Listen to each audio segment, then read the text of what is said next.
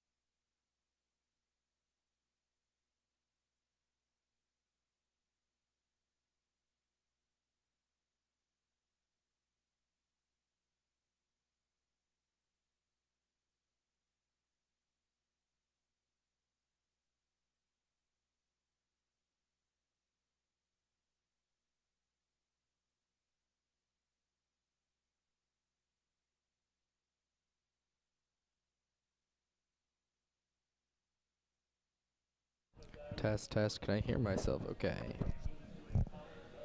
Test, test, test. Cool. This works.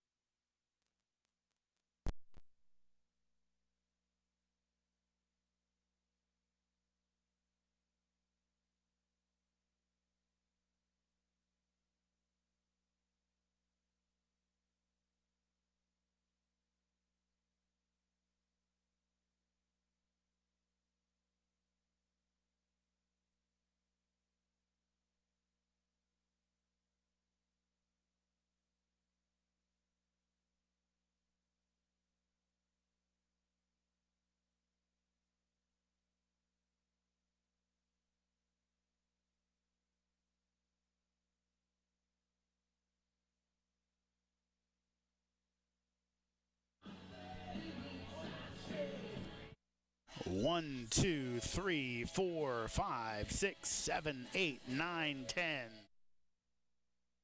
1, 2, 3, 4, 5, 6, 7, 8, 9, 10. Valley League Baseball.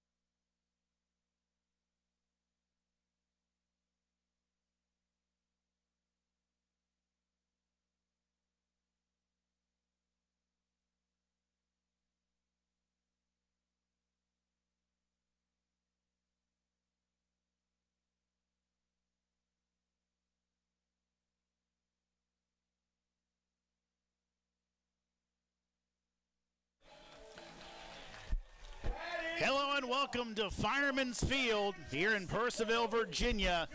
Another season of Valley League baseball getting underway as the Purcellville Cannons open up the campaign with a bang, welcoming in their rivals from over the mountain, the Winchester Royals. Howdy, baseball fans. Jeremy Huber back with you, and a new partner for me this year. TJ D'Onofrio will be sitting side by side with me in the booth here at Fireman's. TJ, want to welcome you in for a season of Cannons baseball. So glad to have you along. Thank you, and I couldn't be more excited to be here this year. And while I'm talking, I'm just going to bring us everybody in to these starting lineups because not yet. I apologize. All right. Talk about what happened last week. Of course, we had an exhibition game on Wednesday, TJ. Wednesday, the exhibition game was an absolute slugfest. If you were there, you know 16-9 was the end result, winning for the Cannons. We had an absolute monster of a game. You saw, I believe, 9 home runs just within the Cannons lineup, with RJ Furcall with a home run in the fourth, 2 stolen bases into 2 runs with that home run. We had Jake Slade had a big game as well. Jake Slade, he's next on my list. He had a grand slam in the first, and then in the fourth he brought 2 men home with a single for himself. Freeman got walked all game. I'm excited to see how he does hitting today. Sorg had 2 doubles. Michael Gupton had a little bit of a slow start, but then he had 2 base hits and he had a home run in the 8th. We had Slade with I apologize. We had Anu had a home run in the 4th and 2 runs with 2 or 3 stolen bases. And we had a great showing from the other team, but unfortunately the Cannons just had some phenomenal hitting. Where we lacked was our pitching, had a lot of walks, so we're looking to improve on that tonight. And I was talking with some of the coaches, and they said that they really focused yesterday in practice about getting the ball over the plate. That's really what they're focusing on for this game tonight between our biggest division rival. Yeah, most definitely. Obviously, in the Valley, as in all college baseball and all baseball, really, it's all about throwing strikes. Cannons kind of went with a bullpen game, looking to get guys involved. It'll be interesting to see what they can do tonight with the starter on the hill for the Cannons, Landry Jerica, more of a starting pitcher. Will be interested to see exactly what we do. And now we've got a little bit of a log jam between our national anthem and our first pitch. As the Purcellville Pub, of course, here, one of the big sponsors here for the Cannons this year. They are wearing that patch on the side of the jersey. So the crew from the pub will be here, actually here right now, throwing out the first pitch. So wanted to see them here tonight, as it's the bar manager, Miko. He is throwing out the first pitch. That's a little bit off on our timing today, but throws a strike. So good way to start the campaign off. That'll lead us into the national anthem. Remember, everyone in the Valley in action on opening night tonight, as seeing games as they'll continue throwing first pitches. Newmarket will be at Woodstock tonight, Covington at Culpeper, and actually game has been postponed already. Strasburg at Front Royal, Charlottesville at Stanton, and it'll be Waynesboro at Harrisonburg. Remember, this year a little different when it comes to the playoff format and the season format. In the past, everybody played North and South. This year, North teams will play North teams, South teams will play South teams, and then the playoffs are also shortened. TJ and I will get into that as we move on throughout the broadcast tonight. But before we do that, time to go ahead and get a listen to our national anthem, and we'll throw it over to our public address announcer, Bill Russatella. We have a special treat for you tonight. Singing for you tonight is the Bobcat Chorus Group, composed of 4th and 5th grade students who are proud to represent Aldi School. They have recently been recognized as an exemplar. Aldi Elementary fosters creativity, unity, and community impact. Ladies and gentlemen, the Bobcat Chorus Group.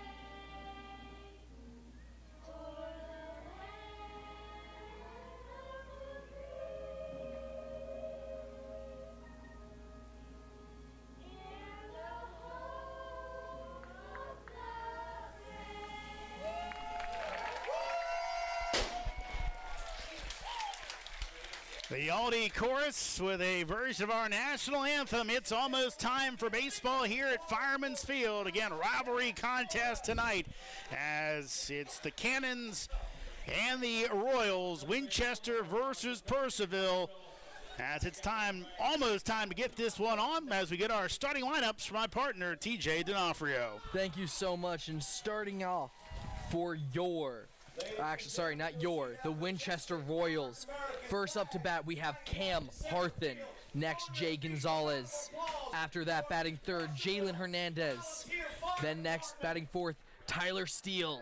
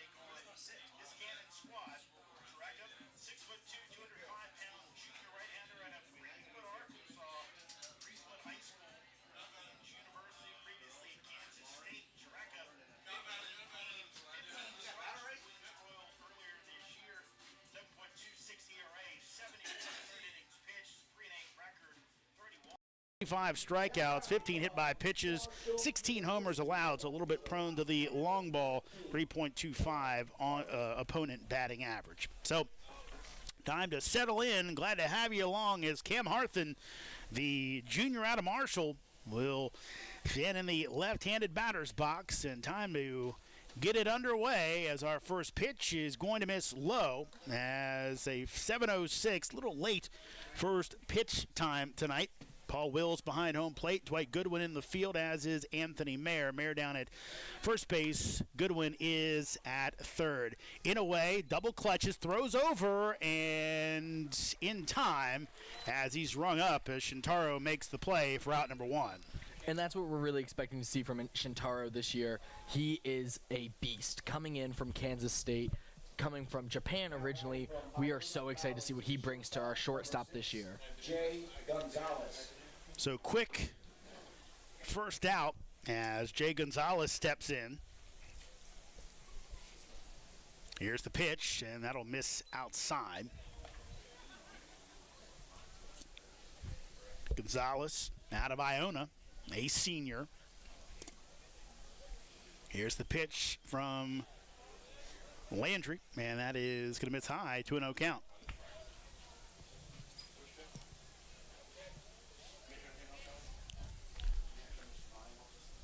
Good crowd here tonight. 2-0 pitch. That's ripped. It's going to get past Slade at third base. Going to be extra bases. Quick out of the box is Gonzalez as he will cruise into second base for a stand-up double as Winchester has their second batter of the game on base.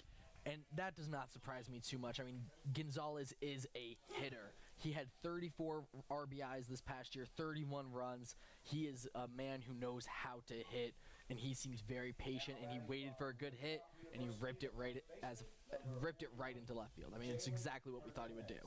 Yeah, Gonzalez at Iona started his career at Maine, but found a home with the Gales. As Jerica comes set, checking the runner, now comes home. That'll catch the outside corner for strike one. Beautiful pitch. Exactly what he was going for there. Love the control. Hernandez out of Brooklyn, New York, but took his talents down to South Carolina to P27 Academy and had a great first year for Winthrop. Here's the 0-1. Big swing and a miss for strike two. Big Cannons crowd here tonight, and actually had a long line to get into the building. And again, Winchester, normally a team that travels pretty well, especially here. Close drive over the mountain here to Loudoun County. So Gonzalez out at second base. Jerica looking for the put-away here at 0-2 with one out here in the top of the first. Landry delivers. That'll miss off the outside corner for a ball. And, you love to see your Cannons fans come in and show out. This is exactly what we were hoping for on opening night, especially against a division rival. Now, the Cannons, the best attendance in the league since coming to Purcellville. Bit of a change after their time in Charlestown. Here's your 1-2.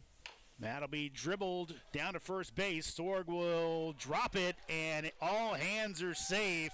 Had that slow bouncer and couldn't play it cleanly, so instead of having two outs and a man on third base, it's runners at the corners for the Royals with only one out here in the top of the first. Dangerous, dangerous position for the Cannons to be in early. Not what you wanted to see from Sorg, hoping he picks it back up and stops some of the sloppiness that was. So Sorg will get the air, and at the plate now, Tyler Steele, freshman out of UNC Greensboro. Here's the pitch, and that'll be hit to second base. Could be two. Over to second base for one. Over to first base is not in time, as Steele able to beat it out. So Winchester scores the run as Gonzalez comes home, as the Cannons almost turned the double play, but a little too slow, and Winchester on the board leading 1-0. Just a great play from Winchester there. It's what you want to see from, from a team coming into bat, coming into being kind of the underdogs here, coming into a hard, heavy-hitting crowd. It's what you want to see when you're the away team. Good start. So they get the run on the board. And now Shanley Wall will take a strike. So Hernandez out at second base, shortstop to second, and Steele reaches on the fielder's choice. Steele, not a great base stealer. Got some speed, but here's the 0-1. This will be hit to for call at second. Throw over in time for out number 3. But the error and the double help lead to the run for Winchester. It's Royals 1, Cannons coming to the plate. Valley League Baseball is back, and the Purcellville Cannons would like to thank their sponsors for the 2024 season. Cannons Baseball is brought to you by The Pub, with locations in both Purcellville and Ashburn, and Catoctin Creek Distillery in the heart of downtown Purcellville. Cannons Baseball is also brought to you by Carrington Homes, Fairfax Coin, Ridge Performance, Valley Drilling, Affinity Hair, Caseco, Lowers Risk Group, Lava Technologies, UPP, T-Mobile, Savage Pest Warfare, and Valley Energy. Thanks again to all the fine sponsors of Purcellville Cannons Baseball, and if you'd like to become a sponsor, find out more at purcellvillecannons.com. Loudoun County, get ready. Your Purcellville Cannons are hosting the annual Valley League All-Star Game at Fireman's Field. This year's contest is a 2-day event with the Home Run Derby on Saturday night, followed by the Valley League All-Star Game on Sunday. Also on the docket, a cornhole tournament, a high school home run derby, and the Valley League Hall of Fame induction. It's the Valley League All-Star Game June 29th and 30th at Fireman's Field. Royals up 1-0 now with your Cannons lineup. Here's TJ. Coming in to start at bat, RJ for call. After that, Shintaro Inu. Next, Jake Slade. Coming in, Caleb Freeman. After that, David Sorg. Coming into bat next, Jackson Michaels. Michael Gumpton to round out the 7th spot. Caleb Stort for the 8. And to end us off, Gavin Brayland. And for the Winchester defensive lineup, we'll get to that after our first at-bat. As Michael Lane on the mound tonight. As for call at the mound, at the batter's box, I should say. Here's the pitch, and that is in there for strike 1. Lane, again, taking the hill.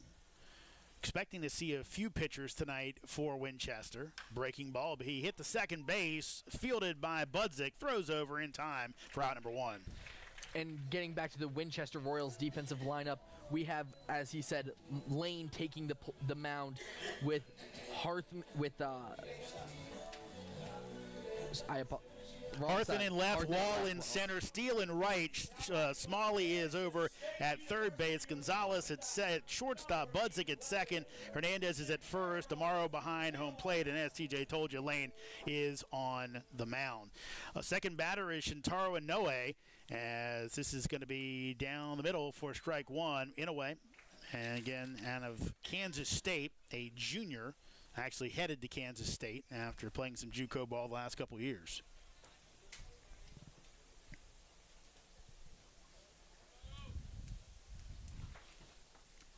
Here's the pitch, and that is going to be low, so count evens up at 1-1.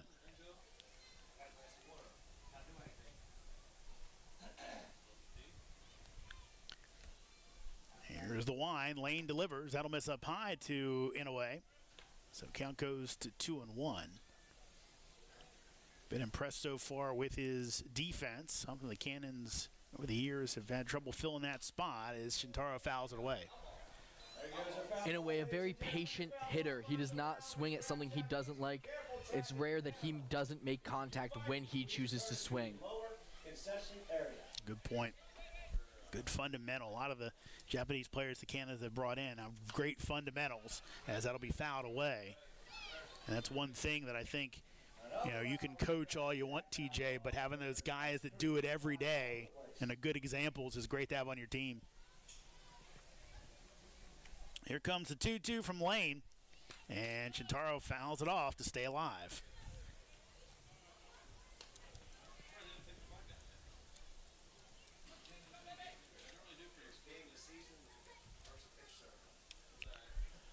So we'll do the 2-2 again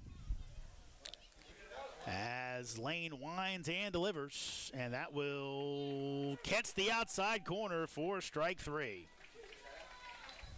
Just caught him looking. It's surprising that you didn't see a swing, but I'm excited to see what he holds the rest of this game.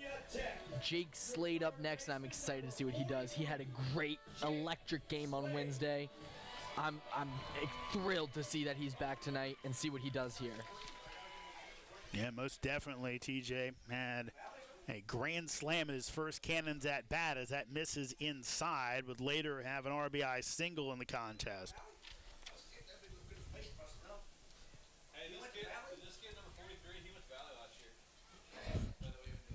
Here's the 1-0 as Slade takes up and in for ball 2.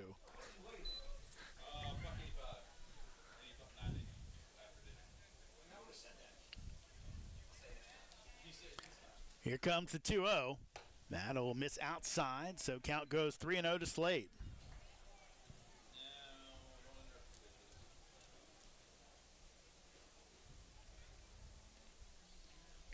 Lane's 3-0. That's right down Broadway for strike 1.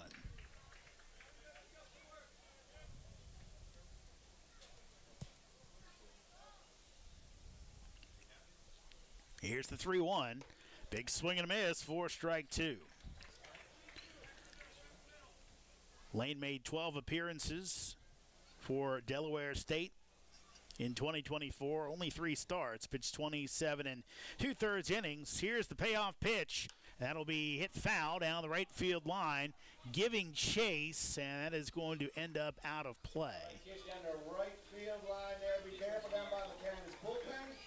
Again, one of the things about this field, TJ, is that you do have some overhang from some of the trees, which makes it a foul ball.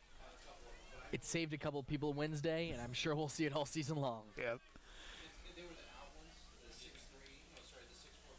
Here comes the 3-2 pitch, and that's ripped into center field, and it's just past the lunge of Gonzalez. So the Cannons have their first official hit of the year as Jake Slade with a 2-out single.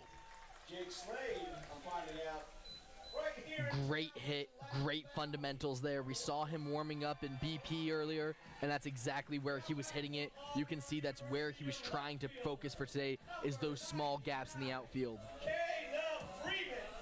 Gotta like the 2-strike approach. Kind of shorten that cut up a little bit, rip one up the middle. Here's Caleb Freeman as he will take a strike. Freeman playing left field tonight out of Auburn.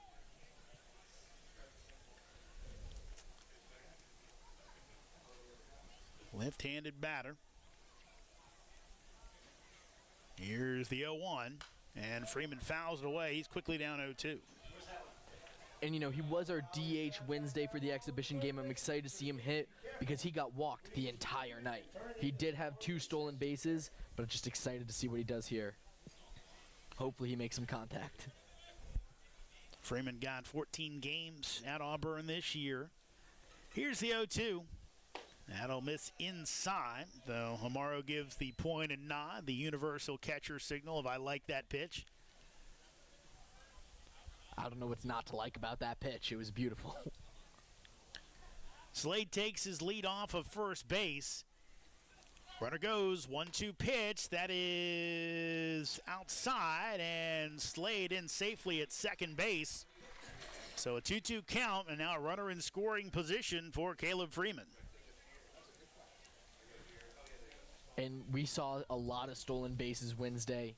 Glad to see the Cans are not giving up and continuing to have that aggressive pressure. Yeah, most definitely. This Cannons team in the past, kind of a bunch of sluggers, but looks like a few more athletes this year. Maybe some guys can take some bags. Usually Brett Fuller's teams that play a little more small ball have been the better ones. 2-2 pitch. That is on the inside corner for strike 3 as a pair of strikeouts looking for Michael Lane here in the bottom of the first inning. We've played one complete. It's Royals 1, Cannons nothing. Valley League Baseball is back, and the Purcellville Cannons would like to thank their sponsors for the 2024 season. Cannons Baseball is brought to you by The Pub, with locations in both Purcellville and Ashburn, and Catoctin Creek Distillery in the heart of downtown Purcellville. Cannons Baseball is also brought to you by Carrington Homes, Fairfax Coin, Ridge Performance, Valley Drilling, Affinity Hair, Caseco, Lowers Risk Group, Lava Technologies, UPP, T-Mobile, Savage Pest Warfare, and Valley Energy. Thanks again to all the fine sponsors of Purcellville Cannons Baseball, and if you'd like to become a sponsor, find out more at purcellvillecannons.com. Loudoun County, get ready. Your Purcellville Cannons are hosting the annual Valley League All-Star Game at Fireman's Field. This year's contest is a 2-day event with the Home Run Derby on Saturday night, followed by the Valley League All-Star Game on Sunday. Also on the docket, a cornhole tournament, a high school home run derby, and the Valley League Hall of Fame induction. It's the Valley League All-Star Game June 29th and 30th at Fireman's Field. Really looking forward to that All-Star game, folks. Cannons making into a 2-day extravaganza as the Cannons will be hosting for the first time in the Valley and hosting Winchester Royals tonight as they trail 1-0. As it'll be Smalley, Pryor, and Amaro scheduled hitters for the Royals here in the top of the second inning. Here's the pitch. And that is in there for strike 1.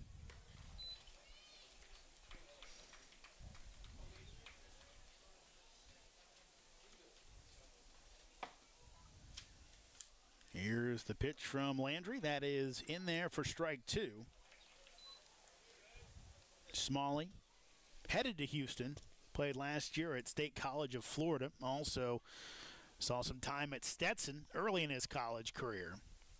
Here's the 0-2. That's hit the other way. Could be trouble as Michaels going back will play it one hop off the wall. Jackson gets it in quickly and will hold Smalley to a single as he leads off the top of the second inning. Great play there by Jackson Michaels. Unable to get the catch, but really had a great recovery and had an absolute beam to second base to keep him at one. Miguel Pryor. Here's Michael Pryor. Pryor, the DH out of Alabama State. One thing, Mike Smith, the head coach of the Royals, former assistant for Purcellville under Brett Fuller.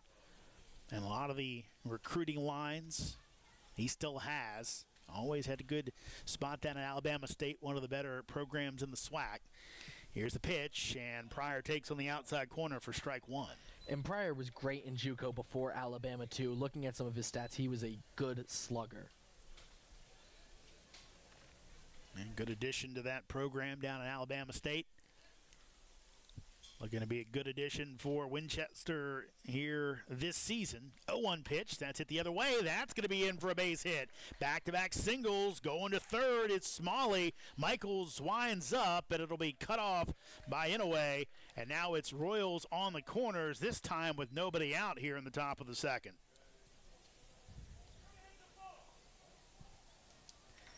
And that's a great hit for Pryor, exactly how he wants to start out this season. After having a struggling season this for Alabama State, really coming into his own and having a great first hit. Here's Christian Amaro. He's your catcher. Out of Hilliard, Ohio, another well-traveled guy. Spent last season at North Carolina A&T as that pitch is low for a ball. Amaro, switch hitter, also plays second base. Spent time at Florence Darlington Tech, also University of Charleston in the D2 ranks. Runner goes, and easy stolen base as the Cannons not communicating at all. Jerica just let the runner go, didn't step off and make the play. And no one gave him the heads up as he was locked in, so Brett Fuller's not going to like that. Two runners in scoring position for Amaro. Jerica delivers. Breaking ball is low as 3-0 count.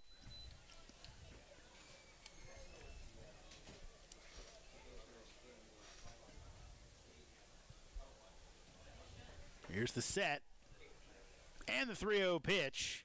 That'll miss inside, so now the base is loaded with nobody out for Winchester here in the top of the second inning. Not how you wanted to start this game, or this inning if you're the Cannons. In a really dangerous position. They're going to go have a talk, and I'm not surprised.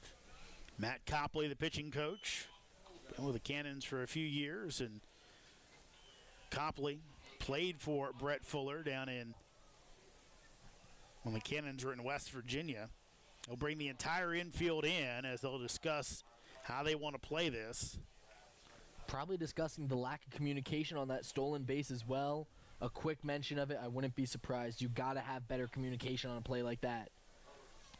As Pryor just took off, and really Landry could have stepped off. And again, obviously the runner at third base, you have to be cognizant of that when you do, but he knew that the pitcher was not looking at him and just took off, got one heck of a jump. So, bases are loaded. Cannons early in the game will play a double play depth as your infielders in the middle infield are in a little closer. Corners are in.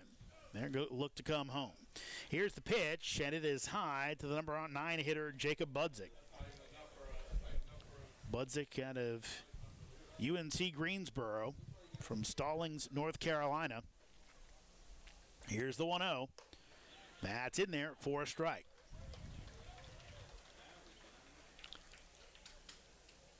So if Jerica here could get the strikeout, they might be able to get out of the inning with a double play ball. 1-1. Big swing and a miss, went up the ladder, and Budzik went chasing.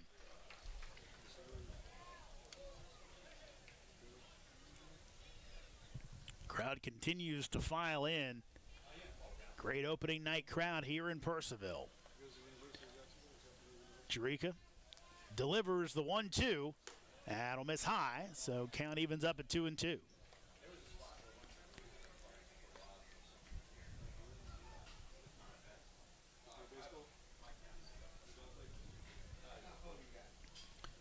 So Landry gets the sign from Braylon. 2-2. Big swing and a miss for strike three. That's a big strikeout for Landry Jerica as he gets the first out, and now a double play could get the Cannons out of the inning. And that's a great momentum play even too. That can make Jerica feel like he has this inning under control after a little bit rough of a start with the first three batters. Top of the order in Cam Harthen. He grounded out to Inouye at shortstop to start the game as that breaking ball is in there for a strike. Jay Gonzalez on deck. He had the double. Came around to score the first run of the game for the Royals. 0-1. That's popped up. It's going to get out of play. And is going to find a seat.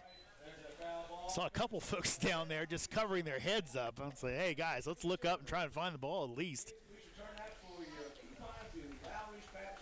And Cam Hartman, not much of a slugger, but a guy who gets to base with 55 hits and 32 runs this past season for Marshall. Only 13 strikeouts, as you mentioned, in 46 games, so not an easy guy to strike out. Here's the 0-2 pitch, and he will stay alive, and you see right there that emergency hack just trying to see another pitch. And that's what makes him hard to strike out right there. A play like that, a late swing, still got decent contact for the foul ball to stay alive. Cam led the Thundering Herd in batting average. Cannons in the past, another one of their hotbeds of players, as it's dribbled back to the pitcher, coming home for one to first base, and holding it up will be Braylon. Didn't think he had a play, so he takes the sure out. And there's two down. Now the Cannons 1 out away from getting out of this jam. I don't hate the play from the Cannons, but I think we had a chance for a double there, and I would have liked to see maybe a riskier move, but I like that they didn't get a run, and I like that he played it safe.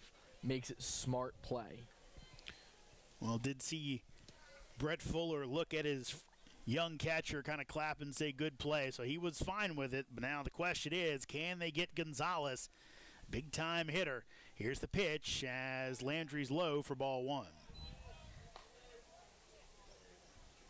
And like you said, this guy's a big-time hitter. 34 RBIs, 34 runs for Iona last season. Smalley retired 1-2 for the second out. Here's the 1-0. That's going to get away. Runner coming home. Can they make the play?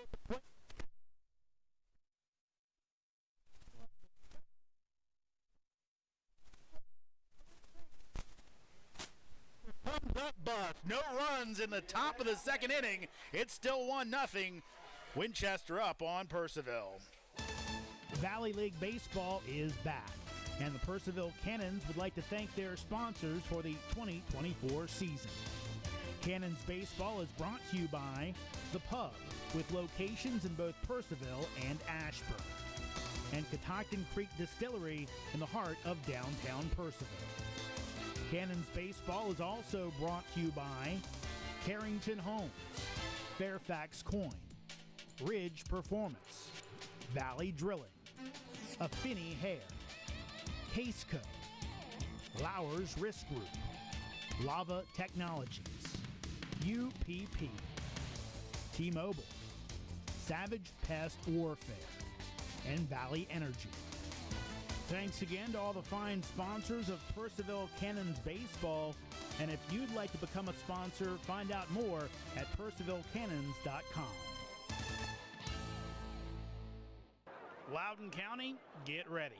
Your Purcellville Cannons are hosting the annual Valley League All-Star Game at Fireman's Field.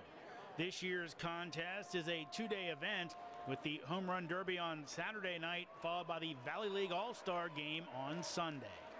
Also on the docket, a cornhole tournament, a high school home run derby, and the Valley League Hall of Fame induction. It's the Valley League All-Star Game June 29th and 30th at Fireman's Field. Welcome back to Fireman's. Cannons get out of the bases loaded jam. Let's see what type of momentum that gives them, as it'll be Sorg, Michaels, and Gupton. 5, 6, and 7 for the Cannons here in the bottom of the second. Your first baseman, number 13, David Sorg. Here's the pitch as Lane catches the outside corner with strike one.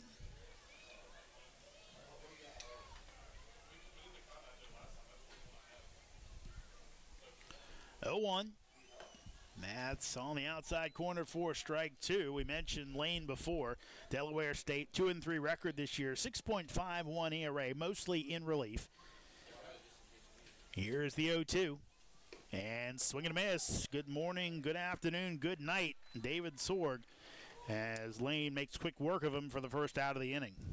Now batting from Purdue University, Fort Wayne, your right fielder, number 28, Jackson Michael. Third strikeout of the game so far for Michael Lane. Here comes Jackson Michaels. Right fielder tonight, as Jackson takes low for a ball. Michaels out of Purdue, Fort Wayne. Before that at Brighton, Stratton has a school record for 10 home runs on the season. 1-0 pitch, that'll miss high and away. Talked to Jackson before the game quickly, just making sure about he was with the Cannons last year, one of the many. I believe was playing most of the time when I was not doing the games last year. Here's the 2-0. As he'll take up high, not easy to do. Michaels kind of towers in the batter's box. He is not a short man, as Jackson checks in at 6'9", out of Carmel, Indiana. Here's the 3-0. That's down the heart of the plate for strike one.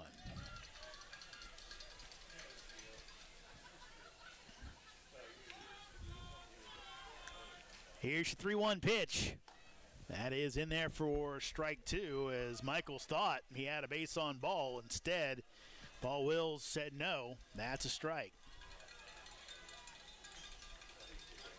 Here's 3-2 pitch. That's hit the other way, and that's going to get out of play. There goes a screaming foul, courtesy of Lowry's Crab Shack down the third baseline this time. So now count's gone full at 3-2. On a great night for baseball here in Purcellville. Great weather, great crowd. 3-2 pitch, and Michaels catches the piece to stay alive. Kids, if you want to show your dance moves off on the field tonight, make your way down to the Cannons bullpen area. We're going to be dancing to Freak a Leak. Bill Russatella getting the kids ready for the dance contest. 3-2 pitch again as Michaels fouls it away. This one will go foul down the left field line. This man is a great patient batter. Batted .433 this past season, and I'm excited to see, he's patient on the box. He's not going to swing unless he feels like he has a chance to stay alive.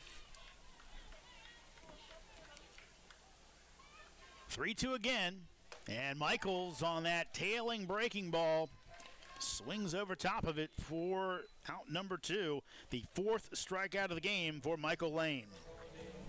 Michael Lane off to an extremely hot start, but let's see how he does against Gupton, who, as we know, on Wednesday had a great game with a home run in the eighth, and he's the fastest player in the NCAA for baseball. Holds the record for the 60 and the 100. Here's the pitch to Mike Gupton, and then it will be low for a ball.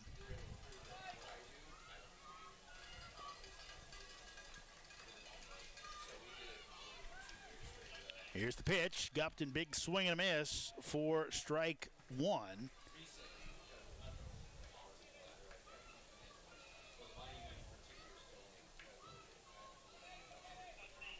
Here's the 1-1. Gupton takes the breaking ball low for ball two. Gupton out of Gulf Coast Community College and Knightdale, North Carolina, as he fouls this one into the first base grandstand and had a chance for a catch. Bouncing off hands out there. So one thing you worry about here at Fireman's, we do have the high netting, but have a lot of little kids over there. I want to make sure that Someone makes that catch or at least knocks the ball away. 2-2. Gupton hits it the other way. Going back is Steele, and it is going to be caught at the warning track for the third out of the inning. Steele gave it a ride to the shortest part of the park, but couldn't get it out. We played 2. It's Royals 1, Cannons nothing here at Fireman's Field. Valley League Baseball is back, and the Purcellville Cannons would like to thank their sponsors for the 2024 season. Cannons Baseball is brought to you by The Pub, with locations in both Purcellville and Ashburn, and Catoctin Creek Distillery in the heart of downtown Purcellville. Cannons Baseball is also brought to you by Carrington Homes, Fairfax Coin, Ridge Performance, Valley Drilling, Affinity Hair, Caseco, Lowers Risk Group, Lava Technologies, UPP, T-Mobile, Savage Pest Warfare, and Valley Energy. Thanks again to all the fine sponsors of Purcellville Cannons Baseball. And if you'd like to become a sponsor, find out more at purcellvillecannons.com. Loudoun County, get ready. Your Purcellville Cannons are hosting the annual Valley League All-Star Game at Fireman's Field. This year's contest is a 2-day event with the Home Run Derby on Saturday night, followed by the Valley League All-Star Game on Sunday. Also on the docket, a cornhole tournament, a high school home run derby, and the Valley League Hall of Fame induction. It's the Valley League All-Star Game June 29th and 30th at Fireman's Field. Welcome back to Fireman's. Winchester leads the Cannons 1-0 as we head to the top of the third. For your next 2 innings of play-by-play, here's my partner, TJ D'Onofrio. Thank you so much. Excited to take you guys through play-by-play here as we get ready for this third inning. Stepping up to the plate, Shortstop, number 6, Jalen Hernandez. Jay Gonzalez, yes, I apologize.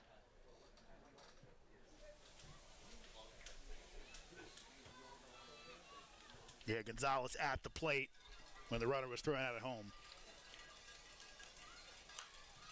With a foul ball over to the Cannons home side. Ball heading back over the first base bleachers. Because, you know, it wouldn't be fair if you didn't get to complete your at-bat because your teammate got thrown out on the bases. Someone decided to take the run, you know? Gotta do it sometimes as we get ready for this next pitch. It is up and it is high. It is 1-1 count.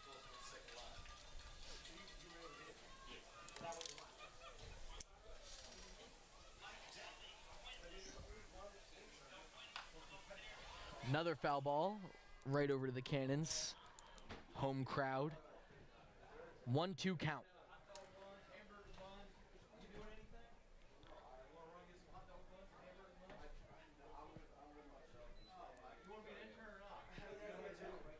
Here we go for this next pitch. It's up and it is wide. 2-2 count.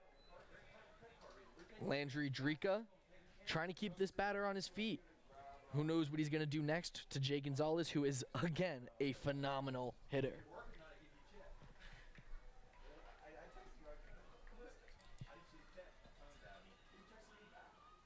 And it is a crack over to the center field. That is a single for Gonzalez.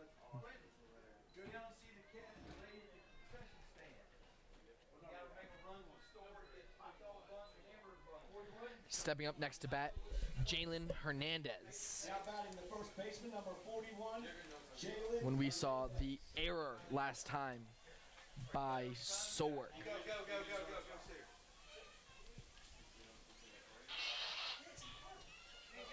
one of the home games of 56 on Here's the pitch. It is low and outside for ball number 1. Great little stop there by Braland. Braylon, heck of a young catcher going into a program, coming out of the high school ranks straight into the Valley.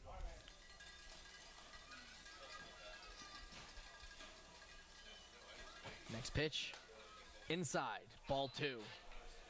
as Gonzalez coming off the plate there a little bit, or off the base there a little bit, trying to say, I might run on here, not known for stealing bases, but could be trying to advance his game in this summer league. 2-0 count. 2-1, strike right down the middle. Speaking of young, good players, Hernandez, really good, made the all-league freshman team down at Winthrop this year.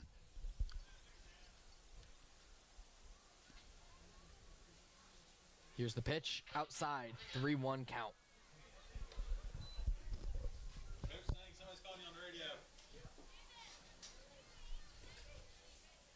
Hernandez being very patient at this plate.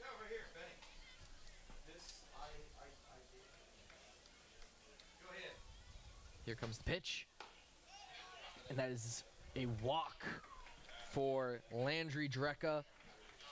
And that puts Hernandez on base with Gonzalez on second.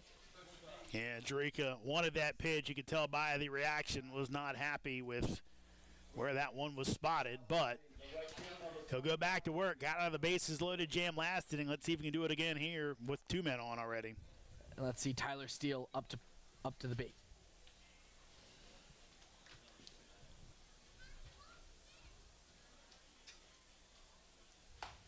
Strike right down the middle.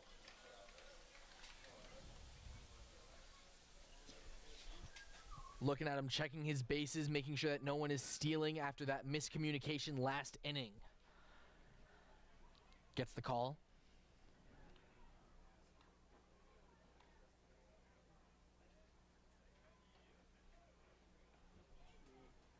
Gonzalez getting careful, trying to stay inside, as that is a strike down the middle, 0-2 count for Steele. Gonzalez testing the communication between the second baseman and the pitcher, trying to say, I can steal here. And it's interesting to see. We'll see how Drecka reacts to it. Here's the pitch. Swung, and it is a foul ball. Just made contact on the tip. Keeps himself alive. 0-2 count. Yeah, also TJ trying to keep Furcall close to that base. Man, nice big hole there. If Steele's willing to go the other way, always that cat and mouse game between that runner on second base and those middle infielders. It's a game that favors the fast runner, for sure.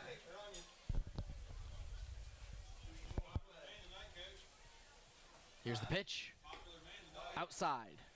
Catcher saying he loved that pitch, saying do it every time as it's a 1-2 count.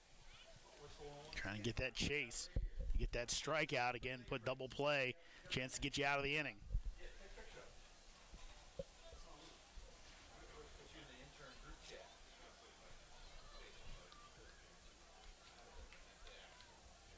Here's the pitch. Inside, there is a strikeout looking. What a pitch. There was a little question there on what it was, but the ump said that's a strikeout. Second strikeout of the game for Drecka. A good pitch as he had Steele completely fooled. Next up is Stanley Wall, who had a fly out to, or had a ground ball to first base.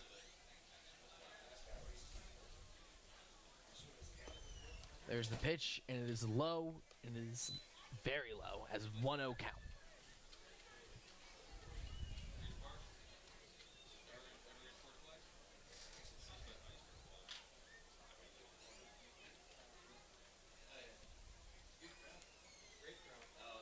Here's the pitch.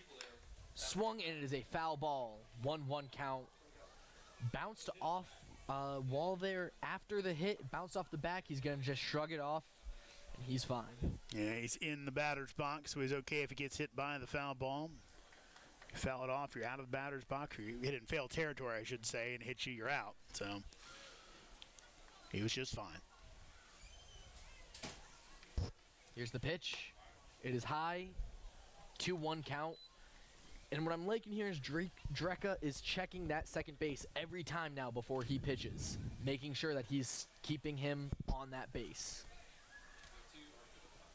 Yeah, after that stolen base earlier, Drika's going to be cognizant, that's for sure. Here's the pitch. Right down the middle. 2-2 count. A beautiful little cutter inside to get that strike.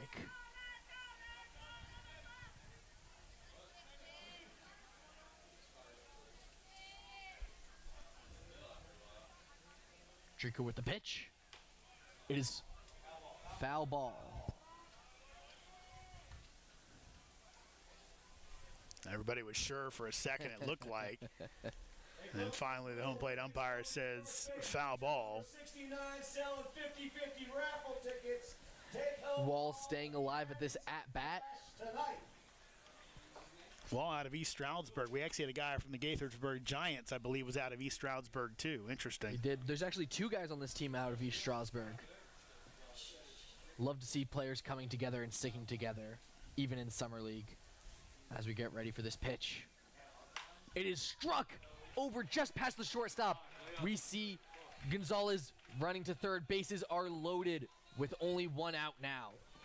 What a strike and what a safe play from Gonzalez. Good job by Freeman to get to that one quickly, get it in, and this time Mike Smith coaching down at third base, taking no chances as he holds up Gonzalez, and he'll again have the bases loaded. He's hoping for better results this time, TJ. He is, but he also knows that Freeman has an absolute cannon on him and could have chucked that home if needed. I like the safe play, and he's looking for that a better result, like you said. As Smalley steps up to the bat. Strike.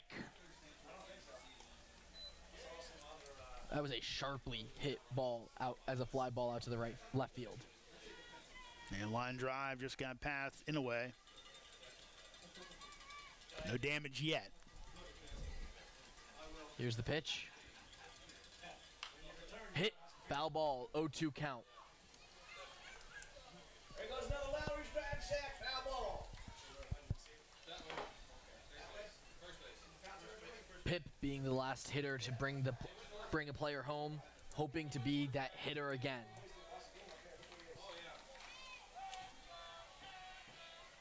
As we get a Let's Go Cannons chant in the crowd. Here's the pitch. It is a smack. Looking for the double play. Inu gets it. Eno gets it to second base, gets the out. But they did get a run, and they have a man on first and third in the corners. Yeah, in a way, thought that was a double play ball, while Furcall was a little bit concerned that throw was a little off and that he was going to throw it away, so he thought discretion the better part of valor, but another run over the plate for the Royals, now a 2-0 lead. And that is now Pip Smalley 2 times in a row bringing batters home as we see Pryor come up to the plate. That is a ball just outside of the strike zone.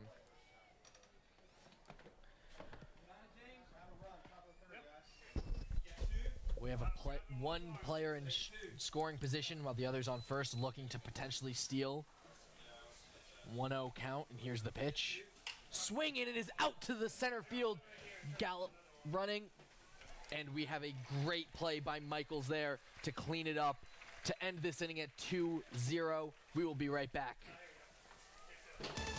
Valley League Baseball is back, and the Purcellville Cannons would like to thank their sponsors for the 2024 season. Cannons Baseball is brought to you by The Pub, with locations in both Purcellville and Ashburn, and Catoctin Creek Distillery in the heart of downtown Purcellville. Cannons Baseball is also brought to you by Carrington Homes, Fairfax Coin, Ridge Performance, Valley Drilling, Affinity Hair, Caseco, Lowers Risk Group, Lava Technologies, UPP, T-Mobile, Savage Pest Warfare, and Valley Energy. Thanks again to all the fine sponsors of Purcellville Cannons Baseball. And if you'd like to become a sponsor, find out more at purcellvillecannons.com. Loudoun County, get ready. Your Purcellville Cannons are hosting the annual Valley League All-Star Game at Fireman's Field. This year's contest is a two-day event with the Home Run Derby on Saturday night, followed by the Valley League All-Star Game on Sunday. Also on the docket, a cornhole tournament, a high school Home Run Derby, and the Valley League Hall of Fame induction. It's the Valley League All-Star Game June 29th and 30th at Fireman's Field. Welcome back to Fireman's Field as we see your Cannons trailing 2-0 to the Royals. We have Caleb Stewart coming up to hit today. Out of Georgia State, he is an absolute monster hitter, but Mike Lane has been on fire to start this game. Here we are with the first pitch. Ball. Way up high. And Cannons being the first team to do a two-day All-Star weekend break. Excited to see that happen as we get ready for this pitch. Another inside and high. 2-0 count.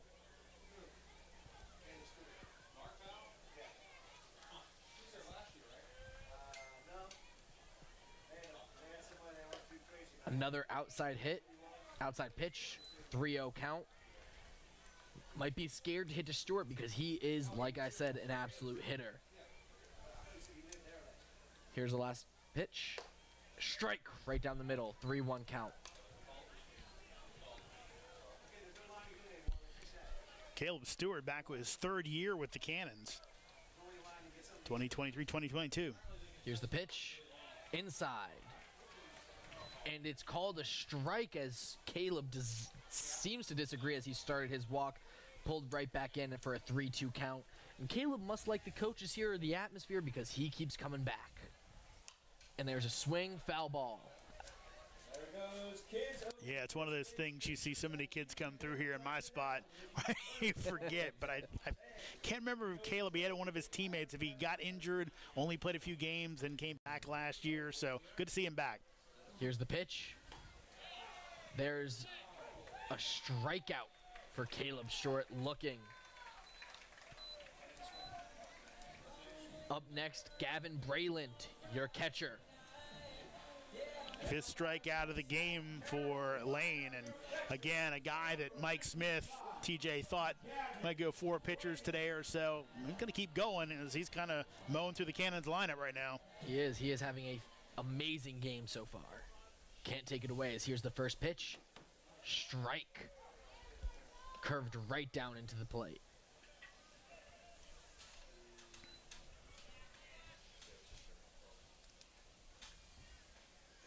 Swung, and it is going over to the shortstop. Catches it and makes the easy out to first. Just great defensive play there by Gonzalez. Goes in there, scoops it up, and makes a great little throw. Your second baseman, number 17. Back up to plate, RJ Furcal. Son of Rafael Furcal, who was a major league player. As we get ready for this first pitch. And it is a ball. I'm going to forgive you because you're young. You're underselling him a little bit. I believe he was the National League Rookie of the Year. Long career in the major leagues. Key part of the Braves, Dodgers lineups as well. Inside, ball number 2. I definitely did undersell. You know, I want to focus on RJ here. Hey, He's a great player himself. Let's see what he can bring up to the bat here. Here's the pitch. Swung, and it is a strike number 1, 2-1 count. It's actually funny, TJ. Last year, Culpepper had Jalen Sheffield, the son of Gary Sheffield, on their team. So some baseball royalty coming to the Valley. As we get ready for this pitch, it is a foul ball, 2-2 count. What can they say? The Valley League's the best league around, I guess. I mean, you got to see it through. Here's the pitch. Swung, and it is a strikeout. 3 quick outs for the Royals. We will be right back after this break. Valley League Baseball is back, and the Purcellville Cannons would like to thank their sponsors for the 2024 season.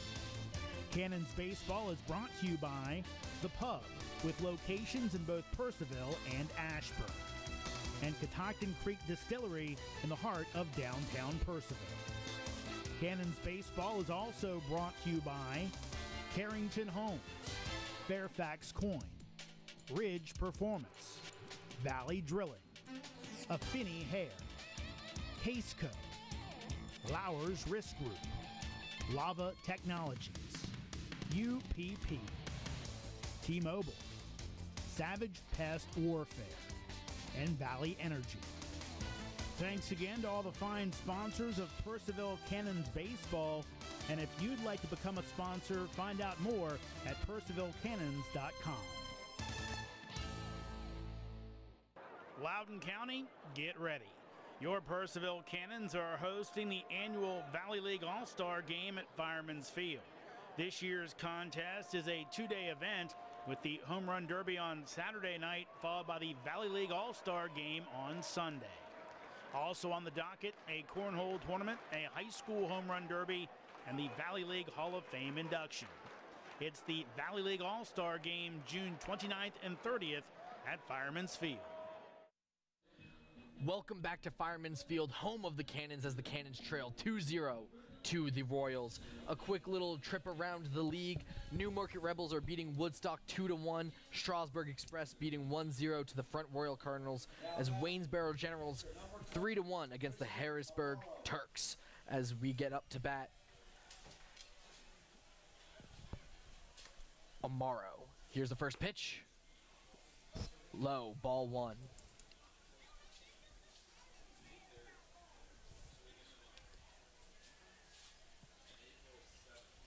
Swung, and it is a tip. Strike one. Yeah, early on here, Jerica has been able to kind of wiggle out of some trouble. Only allowed those 2 runs so far. Here's the pitch. Bounces up. It is a ball. 2-1 count. Jericho really has had some tricky situations that he's been able to only let in 2 runs. Is a miracle, as bases have been loaded twice. As we get this pitch next. Inside. 3-1 count. Yeah, Cannons almost got out of the 3rd inning with a double play, but a little bit of an off throw and decided not to throw over to first base. As we get ready for this pitch, it is a foul ball out to left field. Furcall must have thought he might not have had it and wanted to play it safe and just get one guy out instead. Yeah, that throw kind of took him a little bit towards first base. I don't think he felt comfortable throwing it over, but in a way kind of looked at him like, hey, man, we had 2 there. Got to let it go, brother. 3-2 payoff pitch. Swung, and it is a crack out to left field. And it is a fly ball out. Easily cleaned up by Caleb Freeman. After being the DH last game on Wednesday, love to see him out in the field. Love to see him play well. It's interesting playing outfield here, TJ. As Budzik comes to the plate, how much room there is in left field. It almost kind of changes how you approach things, a short right field and a huge left field. As we get the first pitch. Outside, ball one. That's a lot of ground to cover. We talked on Wednesday about the kind of crazy dimensions of this place. Used to be a place they played youth football, so it's kind of skewed a bit. Next pitch. Cracked, and it's over to Freeman again. He's running, he gets there, slides, and it just bounces. As he's getting extra bases, he's going to try to make a run for third. Dangerous play, he slides in, and he is safe for a triple. Jacob Bunzik, after a strikeout swinging, gets a triple. What a play and what a crack at the bat. We'll have to check with the scores on that since he threw it back to second base. But we talked about communication issues. Didn't throw in front of the runner.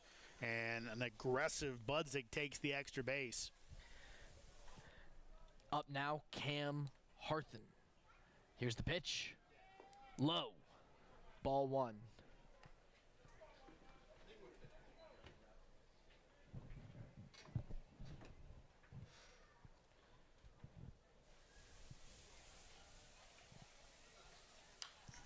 Foul ball right back at us. So you were right, 1-1 TJ. count. Sorry, TJ. You were right. That is going to be scored a triple.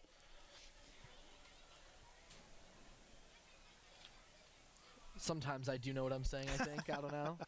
I guess sometimes, and sometimes it's right. You never know. As we get this next pitch. Swung in as a crack. Oh, and it's just dropped by Purcell as they are going to get a runner home and a man on first.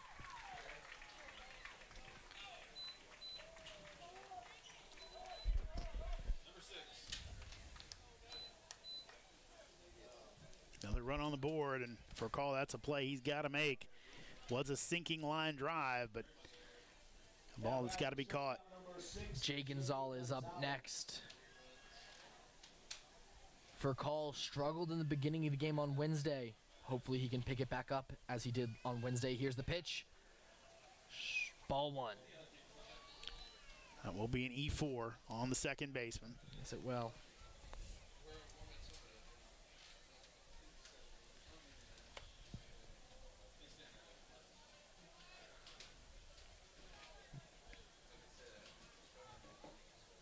Here's the pitch. Strike. 1-1 count. It's one thing I talked to Mike Smith before the game and said, look, all college baseball, summer ball, regular ball, errors and walks are just kill you every single time. And there's a crack, and it looks like it's going to be a foul ball looking to get it, but it is in the stands.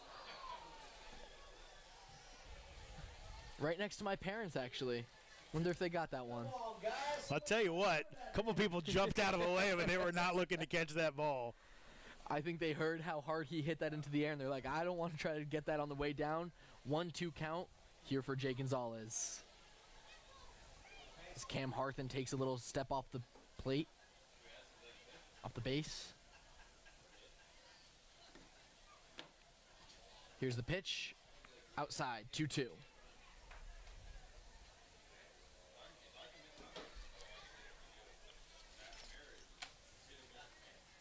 As we said before, Cam Harthen, not much for stealing bases, but he's looking to extend a little bit of a lead here as we get into this next pitch. He's stealing the base. It's a swing. It's a miss. And it is safe at second as a strikeout for Jay Gonzalez. I don't think they would have got him at the bag. Pretty good throw, though, still. And another runner in scoring position for the Royals. Next up, Jalen Hernandez. Hernandez, another scary hitter to throw against. 6 home runs with an 18 runs this past season for Winthrop. Landry Jureka going to take a deep, deep breath here before he bats to him, throws to him.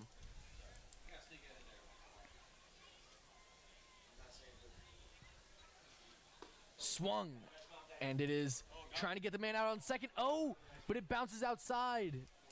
Great little cleanup there by Purcell, sliding in front of the ball to make sure that it doesn't go straight into the outfield to keep them within, to keep him at second. That hit something. I don't know if it was the base, a glove, or was Harthen. If it was Harthen, he's doing a good job of playing it off because he didn't even rub anything.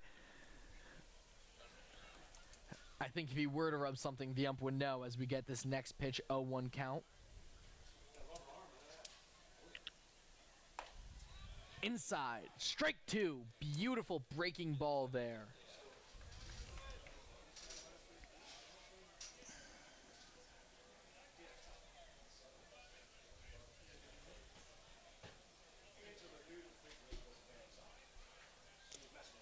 Oh, 2 count. Man on second, extending his lead. Here's the pitch. Outside, 1-2.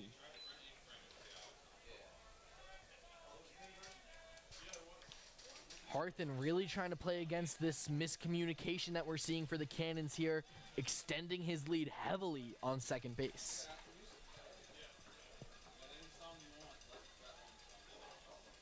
Goes to make the run, and he stops him as Jureka says, I will throw this right back. Not scared. Great communication there by the Cannons. Harthen may not be so far off second base now.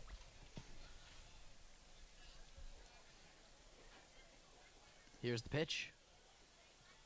It bounces off the back. Harthen goes, and he gets third. I think that likely a cross up there. As Braylon expecting something different. Problem is now that runner over at third base, another pass ball, Could mean another run.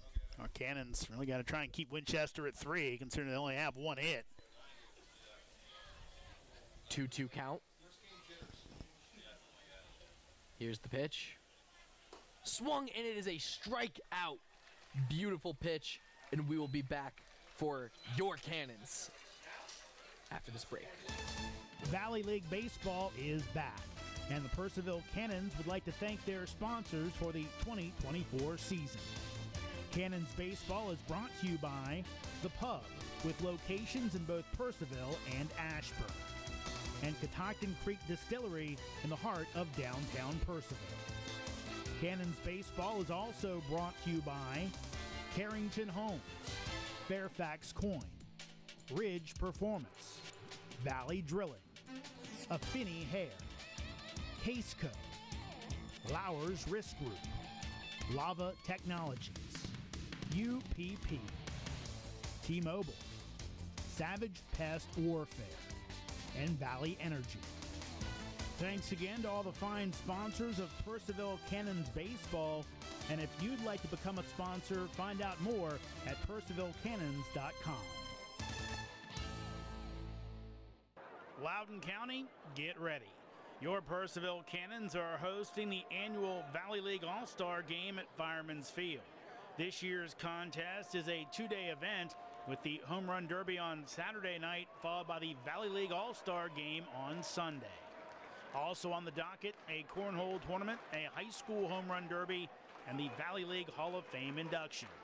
It's the Valley League All-Star Game June 29th and 30th at Fireman's Field. Welcome back to Fireman's Field, home of the Purcellville Cannons. We have a loss right now, or we are down 3-0 against the Royals. Up to bat, Shintaro Inoue. Excited to see what he does here. As we've talked about, a disciplined hitter, a disciplined guy, really about the fundamentals. Mike Lane having an absolute heater of a game so far. Up for his first pitch. Hits up, fly ball.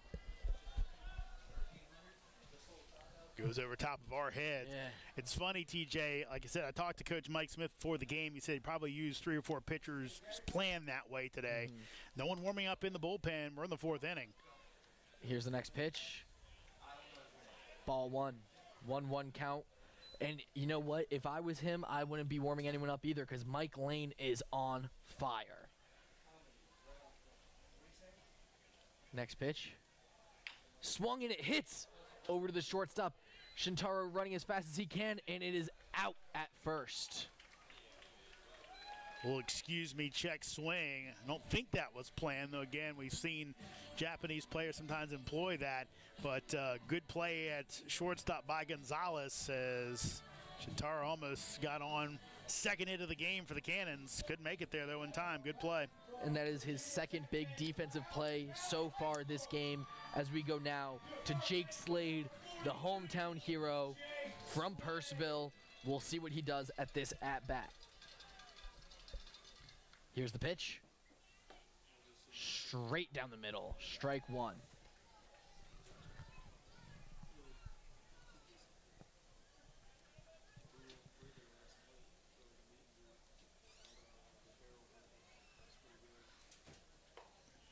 Another strike. He is throwing this curve coming straight down. It's a great little changeup that Mike Lane has in his bag. Here's the pitch. Up and a ball. 1-2 count. Yeah, Lane has been great to start this game off. Again, more of a reliever at Delaware State, but has looked all the part of a starter. As there is another ball. Sorry there, he quick pitched a little bit. No, I wasn't ready. I was watching and I didn't think he was about to pitch either. He wastes no time. As here's the next pitch. Down the middle, Slade with the hit, but it is a foul ball bouncing back. Yeah, it's kind of crazy, TJ. You'll see normally kind of goes back, lifts the leg, everything. That time, though, straight home. Didn't have any leg kick, anything. Just that kind of quick way to throw off your timing. Absolutely. Next pitch. Outside, ball 3. Full count here. Jake Slade. Amaro thought that was strike 3. You can tell the way he came out of the crouch. He's about to chuck it down to third base for the strikeout. The payoff pitch. And it is a walk for the hometown boy. Next, appeal down to first base, sorry, TJ, and no swing. As Caleb Freeman steps up to bat, left fielder.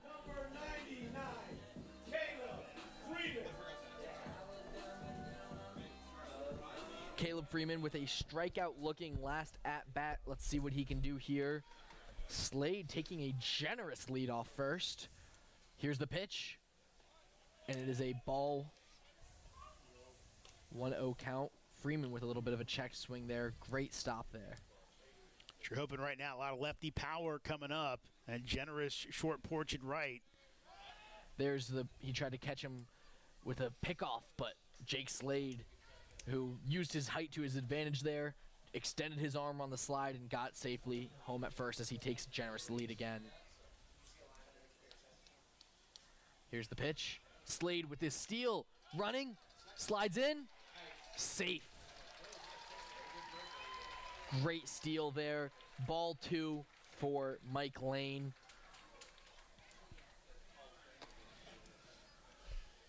But you hope a little bit of tiring Lane. Maybe one of these guys catches up with one and makes this a close game with one swing of the bat. Slade with a generous lead. Here's the pitch. Swung! And Caleb Freeman, oh, just foul. Almost had a great little line drive out to right field there. Would have loved to see it. Instead, it is his first strike, 2-1 count. Slade really testing this pitcher on his reaction, trying to get a generous lead on each base. Saying, I don't think you're going to get me out. I can dive, I'm fast, and I got that length to my advantage. 2-1 count, Mike Lane. Pitches. 3-1 count. Just high. Rest of the booth talking about the comeback for the Cannons last night. A little hoping for somewhat similar tonight. As here's the pitch. Swung! It is a fly ball out to center field, and it is gone! Caleb Freeman bringing 2 men home. Jake Slade and Caleb Freeman coming home, making this a 3-2 game. What I tell you, TJ, you get a guy on and you have left-handed power at Fireman's Field, and the game can get close quickly because it's not very far, though that ball would have been a lot of parts as he absolutely crushed it. He did. Up next, David Sorg hoping to keep this momentum alive as there's only 1 out so far.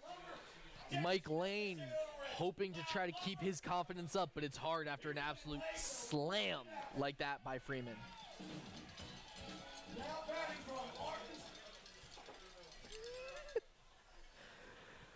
Right now, home plate umpire got to calm everything down between the music and the smoke.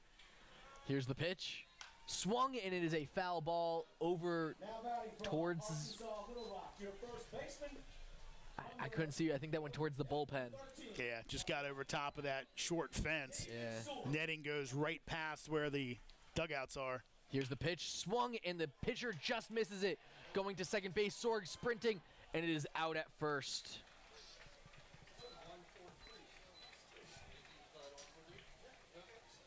1-4-3 put out, we're being told here in the booth. So that's ticked off of Lane, and then a good play at second base by Budzik. And really right now, TJ, that's the difference in the game is the good defense by the Royals and the Cannons with a couple errors. Absolutely. The Cannons just miscommunicating a couple of times here as Jackson Michaels is up to hit. Here's the pitch. Strike 1. The Royals doing a great job with communication, something that the Cannons have not had today. As here's the next pitch. Ball 1.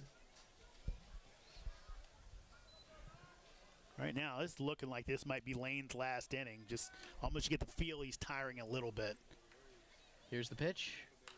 Cracked foul ball. 1-2 count.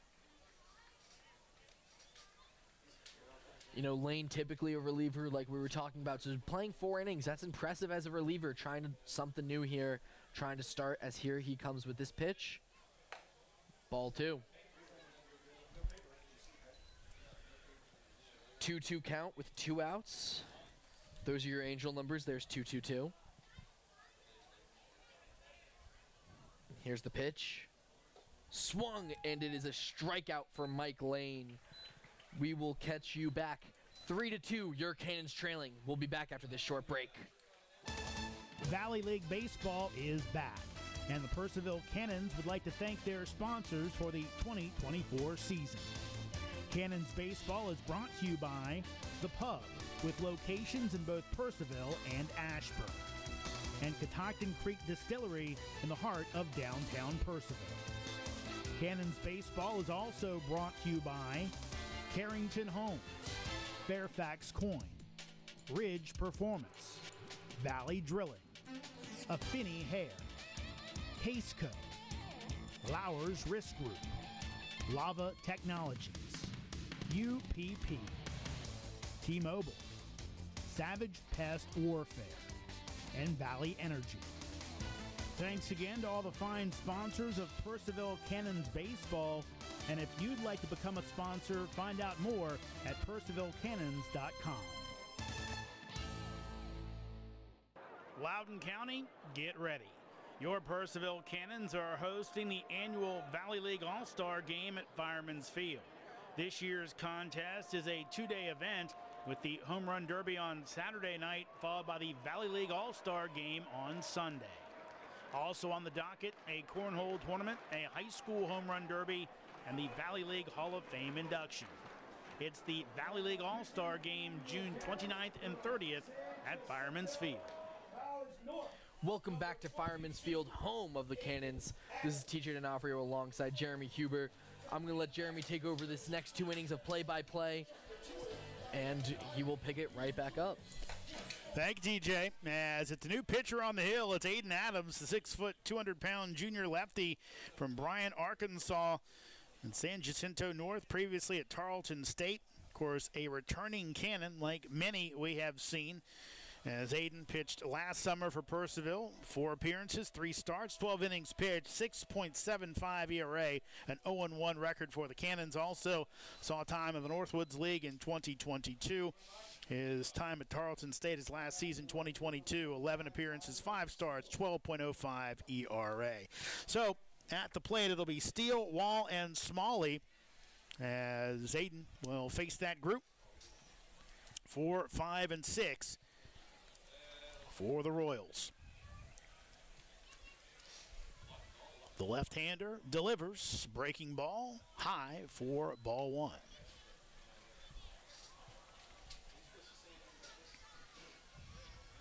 Adams kind of looks like a reliever out there. Here's the 1-0. That's going to be high.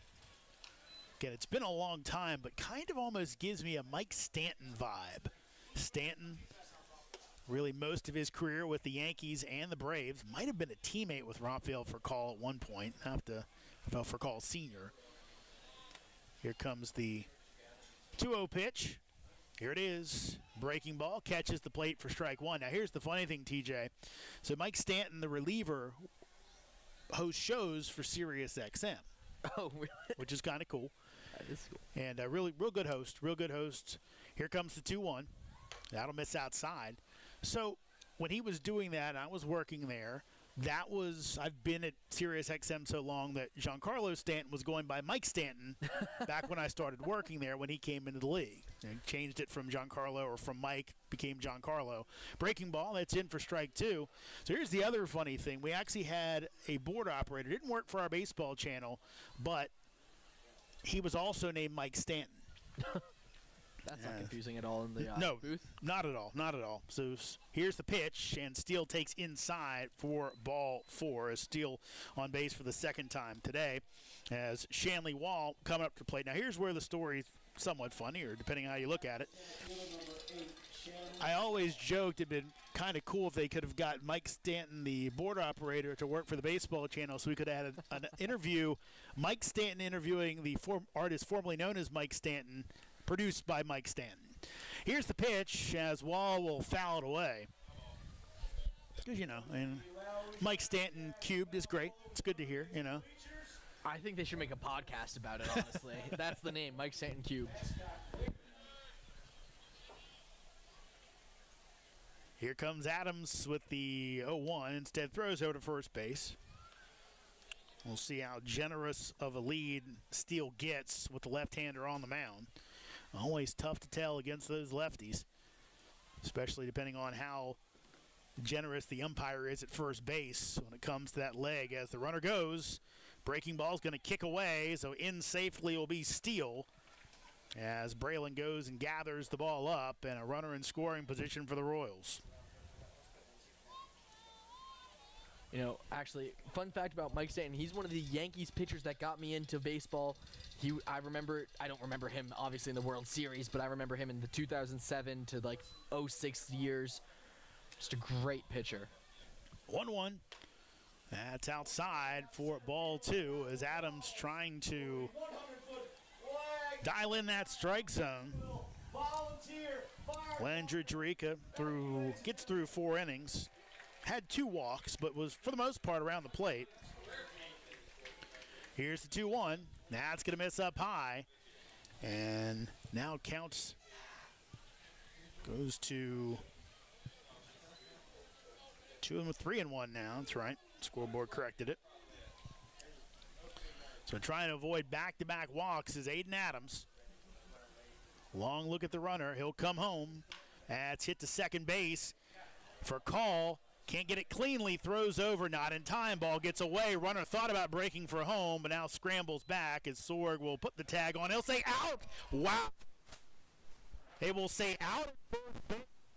Going to say that Wall attempted to go to second base, and very rarely do you see that call, but if he makes the attempt, it's not if he turns, and now they're going to call in. They're going to talk about it, so they will bring the umpire, and we apologize, folks, that we got a list of umpires but didn't get exactly who is who.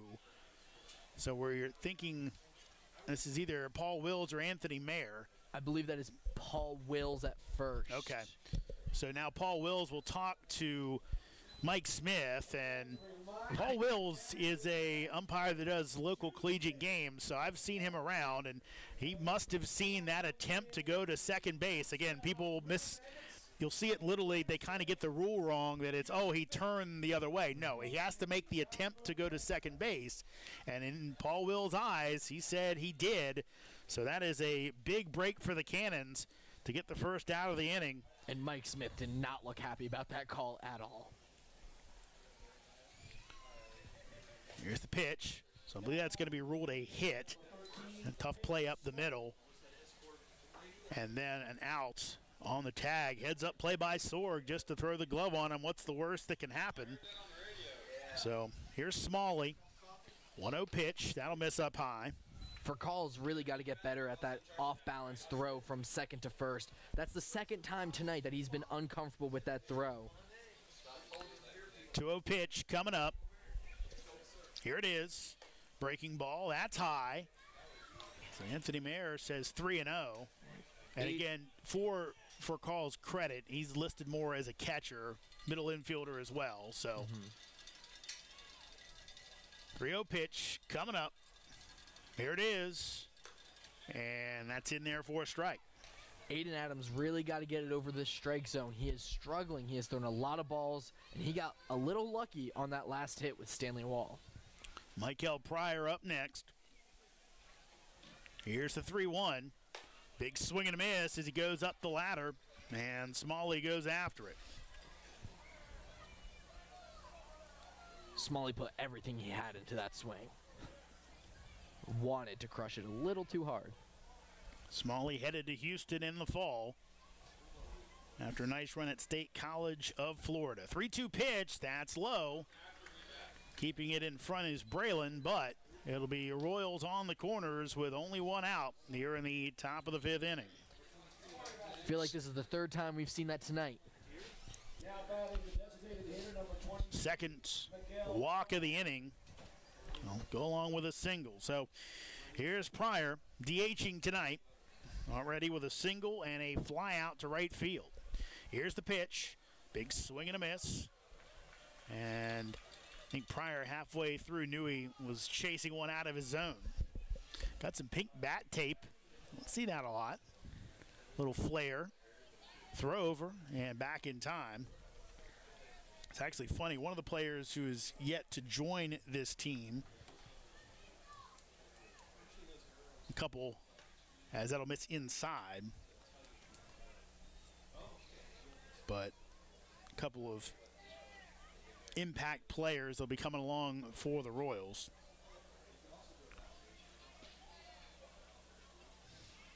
Long wait, here's the 1-1.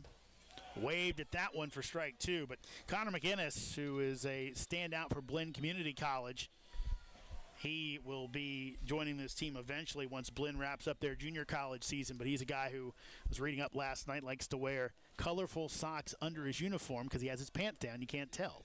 1-2 pitch, that'll miss, and runners will stay where they are. So he has the low pants, and he just wears whatever kind of wacky socks he wants to, and nobody's the wiser. I used to do that with soccer. I would have the fun socks underneath, but I would cut off the foot so I could just have the sleeves. 2-2 coming up. Adams delivers and waved at for strike three as Braylon makes the catch cleanly for the second out of the inning. My favorite is I have ghost socks that I used to wear every game. They were my lucky socks. They had a bunch of ghosts on them, and I thought they were the best socks ever invented. So here's Amaro as Adams tries to work around the trouble as the first three hitters made their way on base. Amaro swings and misses for strike one. It was a walk, then a single, but the runner made an attempt to go to second base. In the umpire's judgment, hit out to second base for call, can just shovel it over, and he does to get away. And that will be the final out of the inning. So after Adams puts a few on, he gets out of it. We head to the bottom of the fifth inning. It's Royals 3, Cannons 2. Hey, a special thank you once again, ladies and gentlemen. Valley League Baseball is back, and the Purcellville Cannons would like to thank their sponsors for the 2024 season. Cannons Baseball is brought to you by The Pub, with locations in both Purcellville and Ashburn, and Catoctin Creek Distillery in the heart of downtown Purcellville.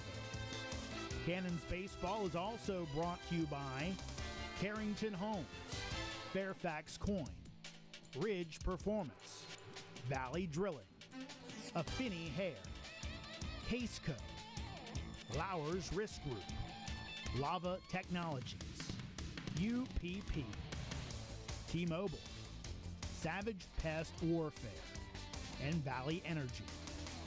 Thanks again to all the fine sponsors of Purcellville Cannons Baseball. And if you'd like to become a sponsor, find out more at purcellvillecannons.com. Loudoun County, get ready. Your Purcellville Cannons are hosting the annual Valley League All-Star Game at Fireman's Field. This year's contest is a two-day event with the Home Run Derby on Saturday night, followed by the Valley League All-Star Game on Sunday. Also on the docket, a cornhole tournament, a high school home run derby, and the Valley League Hall of Fame induction. It's the Valley League All-Star Game June 29th and 30th at Fireman's Field. Welcome back to Fireman's Field. New pitchers on the hill for Winchester, and as TJ mentioned, East Stroudsburg with a few guys on this squad. Here's their second, as it's Greg Wiley. Wiley on his campaign at East Stroudsburg, I should say, this year. 3.29 ERA as he pitched 13 2/3 innings, 10 games, all in relief, as he walked 11 hitters, struck out 14. Previously was at Penn State Abingdon, one of the many Penn State small schools. We know how that all shakes out for the Nittany Lions, as they've got the big school and a whole bunch of small campuses all called Penn State with a town afterwards.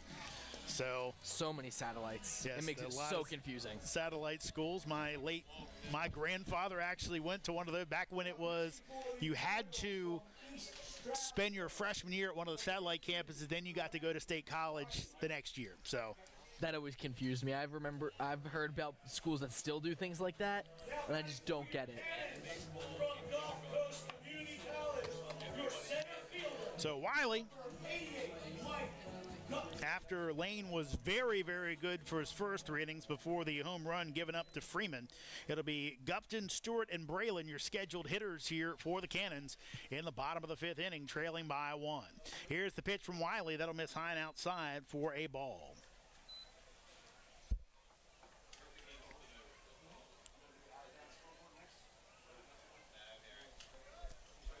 Wiley comes set and delivers. Gupton will send the bat flying, slipped out of his hands as he looks at those palms. Luckily, it went over top of the dugout as Mike Smith will go grab it and hand it back to the Cannons batter. Elsewhere in the Valley tonight, Newmarket with the 3-1 lead on Woodstock, bottom of the 6th inning.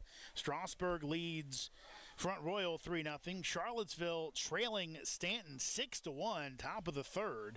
Waynesboro up on Harrisonburg 3-1 there on the top of the 4th. Covington and Culpeper, that one postponed to June the 10th. As not exactly sure what happened down in Culpeper. Possibly some residual weather.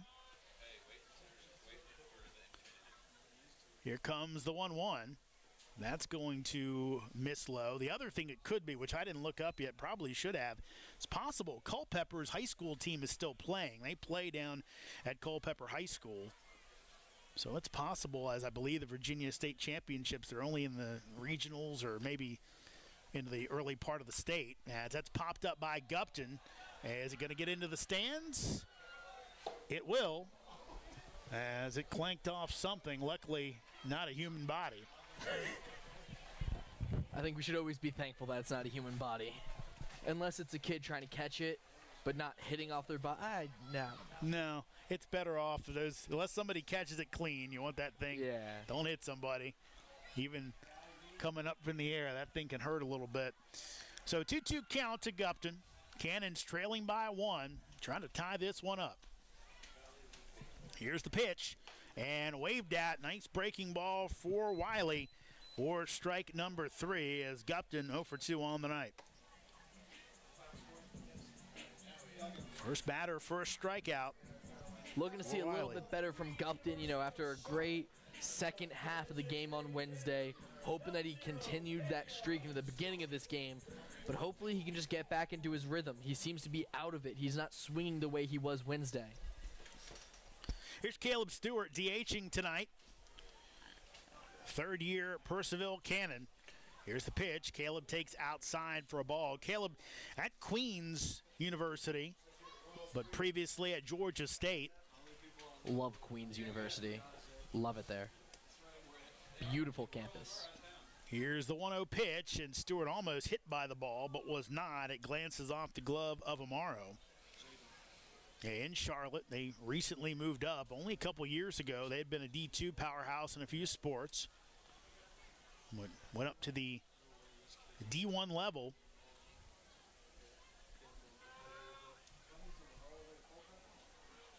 Wiley will deliver, and Stewart takes outside. Again, probably something I should have read up on more, but I kind of wonder if the success of the basketball team kind of influenced Queens to try to make that move. I actually believe it was their women's lacrosse team. Here's the 3-0. That is going to be catch the top of the zone for a strike. Their women's lacrosse team was the first team of theirs to make the D1 jump, and they were successful fairly for most of the season. They did have some struggles, but great team there. 3-1 coming up from Wiley. Here it is as Stewart swings through it for strike 2. And I think I told last night the story that they played basically, I believe it was 2020 in a COVID-era tournament in D.C. where I believe Northeastern up in Massachusetts dropped out last minute. They called Queens. Queens showed up and acquitted themselves well as Stewart will swing through it. Good job by Wiley to come firing back after he got down on the count. Able to get his second strikeout and his second out here in the bottom of the fifth inning. Number 55, Gavin Braylon. Queens University is my favorite call that I've ever done against Coastal Carolina women's lacrosse. Was one of the best games I've seen, and since then I've loved Queens. Here's Gavin Braylon. Braylon first time up, grounded out to shortstop as he will take the breaking ball low for ball one.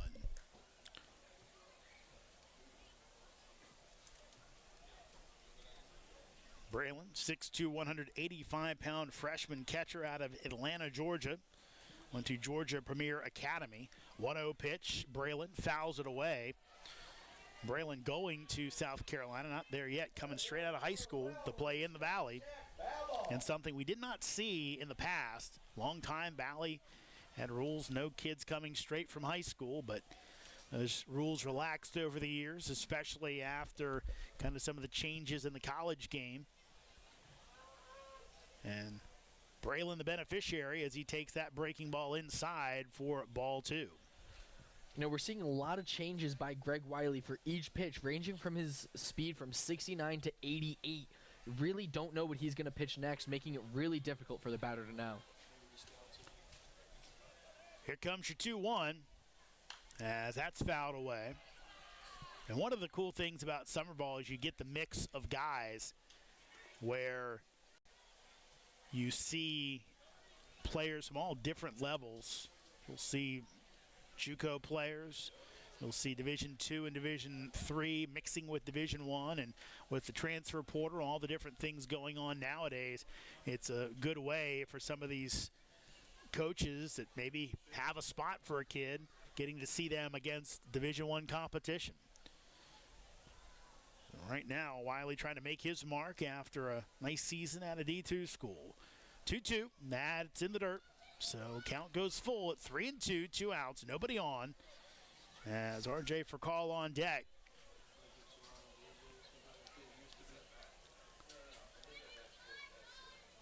Long look in. Wiley comes set. And here's your payoff pitch. Swing and a miss as he goes up the ladder. And Greg Wiley strikes out the side. Gupton, Stewart, and Braylon here in the bottom of the fifth inning. We played 5. It's still Royals 3, Cannons 2. Valley League Baseball is back, and the Purcellville Cannons would like to thank their sponsors for the 2024 season. Cannons Baseball is brought to you by The Pub, with locations in both Purcellville and Ashburn, and Catoctin Creek Distillery in the heart of downtown Purcellville. Cannons Baseball is also brought to you by Carrington Homes, Fairfax Coin, Ridge Performance, Valley Drilling, Affinity Hair, Caseco, Lowers Risk Group, Lava Technologies, UPP, T-Mobile, Savage Pest Warfare, and Valley Energy. Thanks again to all the fine sponsors of Purcellville Cannons Baseball. And if you'd like to become a sponsor, find out more at purcellvillecannons.com. Loudoun County, get ready. Your Purcellville Cannons are hosting the annual Valley League All-Star Game at Fireman's Field. This year's contest is a 2-day event with the Home Run Derby on Saturday night, followed by the Valley League All-Star Game on Sunday. Also on the docket, a cornhole tournament, a high school Home Run Derby, and the Valley League Hall of Fame induction.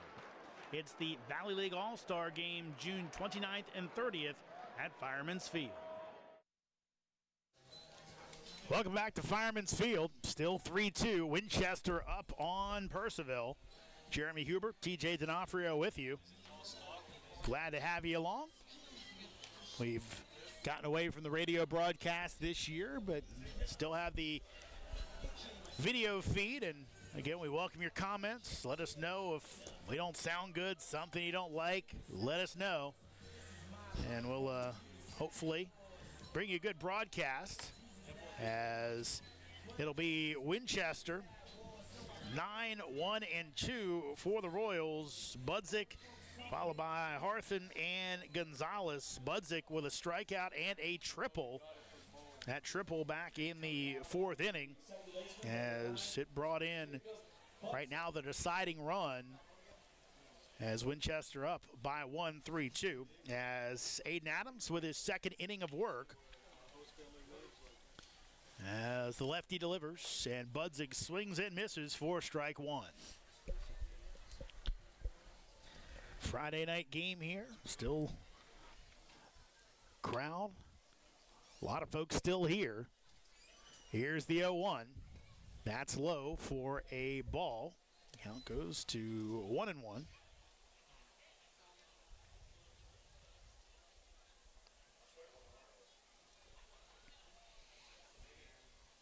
Here comes your 1-1 pitch.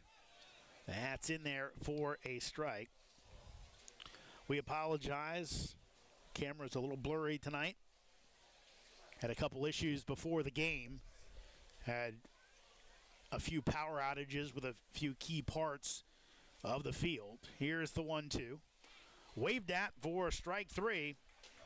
So Adams with his 2nd strikeout of his outing as Budzik goes down for the first outs of the inning.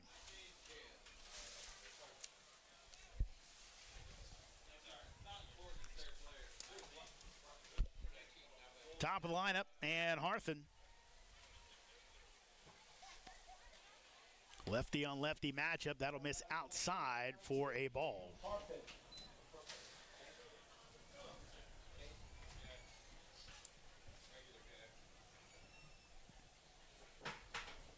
Here comes your 1-0 pitch.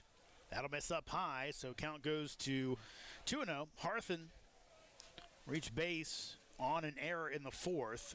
Grounded out in the 1st. Fielder's choice in the 2nd. Here's your 2-0. That is a check swing to third base, and Harthen's going to be on. Slade was playing back. Nothing he could do about it. So Harthen with his first hit of the ball game on an check swing down the third base line on a playing back Jake Slade. That is the 2nd hit allowed by Aiden Adams, and a base runner on here in the top of the 6th inning. And folks, we apologize for the camera quality. There was a ball that hit the camera earlier, and it has messed up its focus for the rest of the night. We are going to do our best to try to fix that in the upcoming streams. Here's the pitch. That's hit the other way, and it will be a foul into the trees. I'm glad you gave some more clarity. I was telling our folks that, yes, we know it's blurry and we can't fix it, but now we know why we can't fix it. So I went back and I saw the exact moment where it stopped being clear. It's exactly when the ball hit. Here's your 0-1. That's high. Evens up the count at 1-1, so we apologize. You can't see it better, but we call it normally like a radio game anyway, so hopefully you can follow along if you'd like to stay with us. Here's your 1-1 pitch. That's in the dirt. It's as good as baseball on TV is. Baseball on the radio is better. It's a debate. 2-1. That's in there for a strike. Well, you know, if you can sync it up, normally listening to the radio announcers, I think they're more.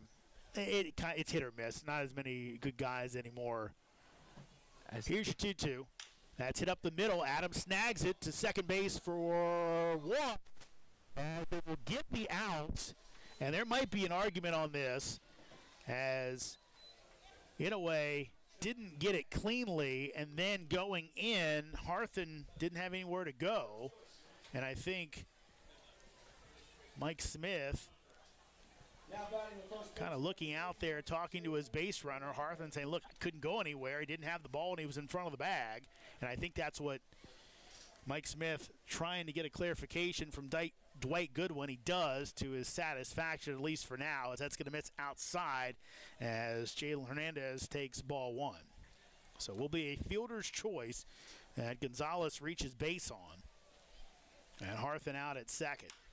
Hit the other way. That's through for a base hit. Fielding quickly is Freeman as he'll keep Gonzalez at second base, but a runner in scoring position with 2 outs as Hernandez with the single the other way. And Freeman with a lot of ground to cover, doing a phenomenal job coming up, getting that ground ball, and taking that throw to third. He's got covered back, getting fly balls back there. He's doing a great job with a lot of space to cover, as we've talked about, in that left field.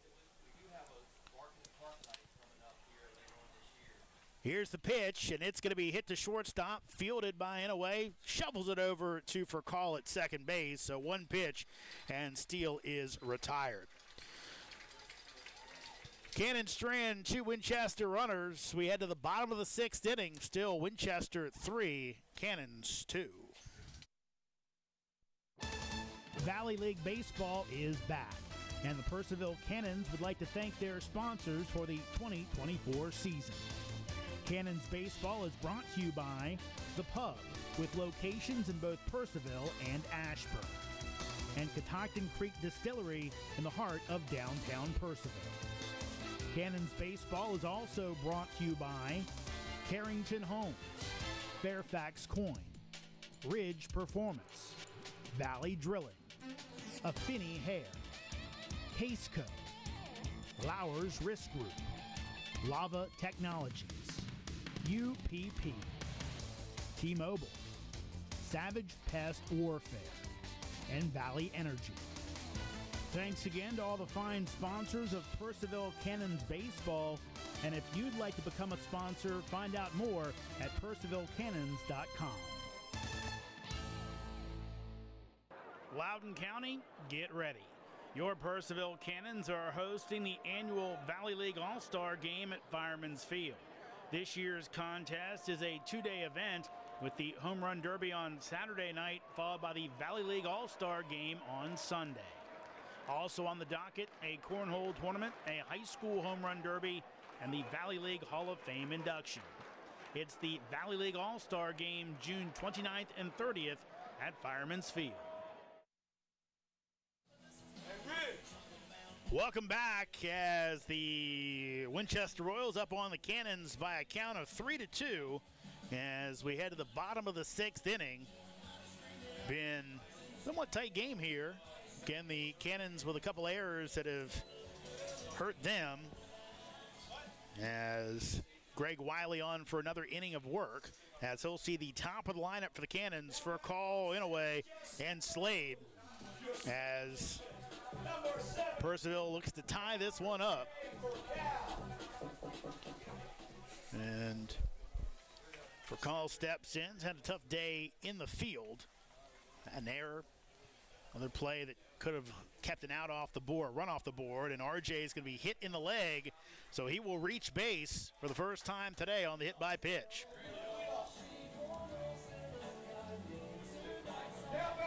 For Call, maybe that's going to send him back in the positive mindset because he's having a hard time fielding today. He's having a hard time hitting with a strikeout and a ground ball, and a ground ball out to the second baseman. So hopefully that sets him back right. Shintaro Inouye at the plate, shortstop for the Cannons. This shows bunt, can't get it down. So trying to move the runner along. So we'll see if Ridge Fuller puts the bunt back on.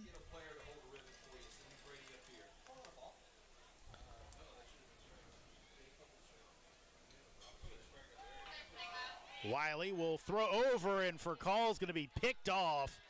Caught him leaning, and that'll do it. So Furcall against the left-handed batter, completely leaning the other way, and the Cannons, as soon as they get a man on base, he's erased on the pickoff. I've been watching baseball a decent amount of time. I have no idea how to score that. That was just Furcall getting stuck in between bases. A pickoff, and then whatever the fielders that went through there. Unfortunately, our scoring system isn't working right now, as that's going to be low, so evens up the count at 1-1. So a 1, and then a 1 ended it. The question is, I believe it might have been a 1-6-1, but I'm not exactly sure. I'll have to check with Dennis Woods on that one. Our score, 1-1 pitch, that's going to miss up high. So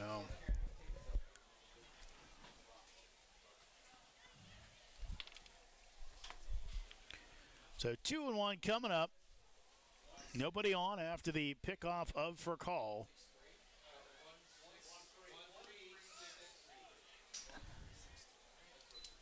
And that's going to be low for ball 3. So I believe TJ's got some clarification on what that it'll be scored as. We'll give it to you after this pitch. As Wiley looking in, trying to avoid putting another man on base. So they erased one with the pickoff as, in a way, could be a tough play. And stepping on the bag just in time is Wiley. As in a way, can't beat the pitcher to the bag. So what's the official scoring on that one, TJ? The official scoring is a 1-3-6-3 out. It was thrown around a couple of times as we go see Mike talk to Greg Wiley at the plate, and he's getting subbed off. Yep, so Wow. Mike Smith will go to the bullpen. We'll tell you who it is in just a second as the new pitcher will face Jake Slade. We'll tell you all about him after this quick pause. Royals up on the Cannons 3-2 here in the bottom of the 6th inning. Valley League Baseball is back, and the Purcellville Cannons would like to thank their sponsors for the 2024 season. Cannons Baseball is brought to you by The Pub, with locations in both Purcellville and Ashburn, and Catoctin Creek Distillery in the heart of downtown Purcellville.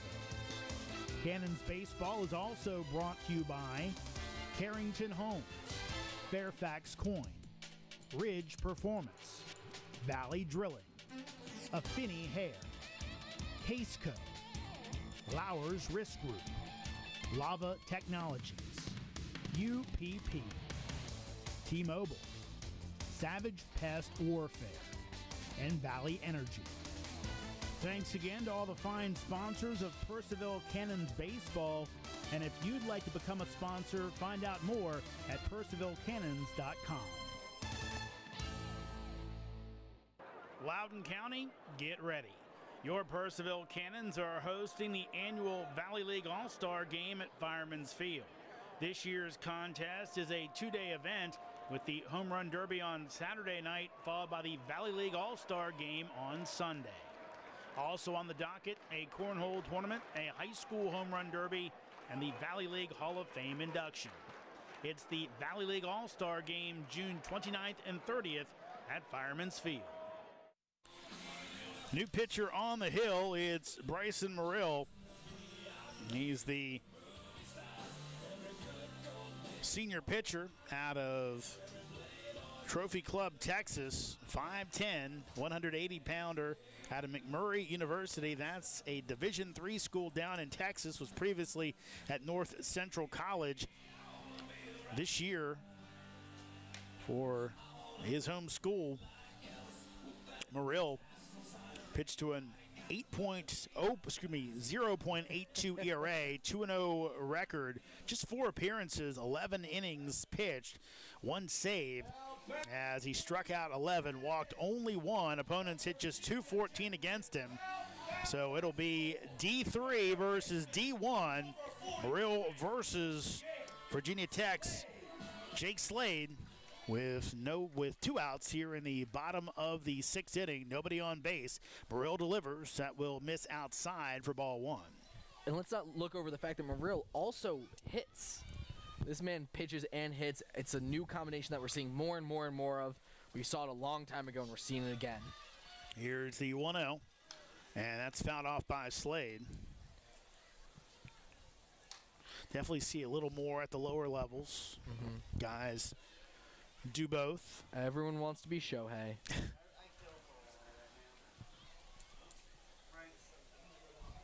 1-1 coming up from Bryson Morrill. Here it is. That'll miss up high. On deck is Caleb Freeman. Freeman, of course, hit that 2-run homer back in the 4th inning to put the Cannons on the board. Here's the 2-1. Slade hits it down to third base, and it's going to get off the glove of Smalley. And safe at first will be Slade as he reaches base for the 3rd time today in 3 at-bats and gives Caleb Freeman another chance with a man on base.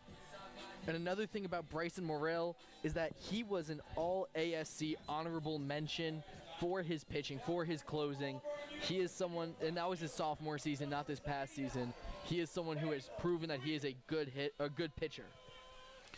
So here comes Caleb Freeman, struck out his first time up, 2-run homer, his second time at the plate. Here's the pitch. As it's up the middle, it's through for a base hit. And Slade into second base, wide turn, he'll get back. So an error, and then the single by Freeman, who is 2 for 3 today. And that'll set the stage for David Sorg. As Sorg robbed of a base hit last time up, hit one off the pitcher, glanced, and a good play by Budzik to get the out. So runners at second and first, 2 outs. Cannons trailing by 1. Morrill delivers, and that'll be a slow roller to third base, and going to first, and can't scoop it. It gets away. One.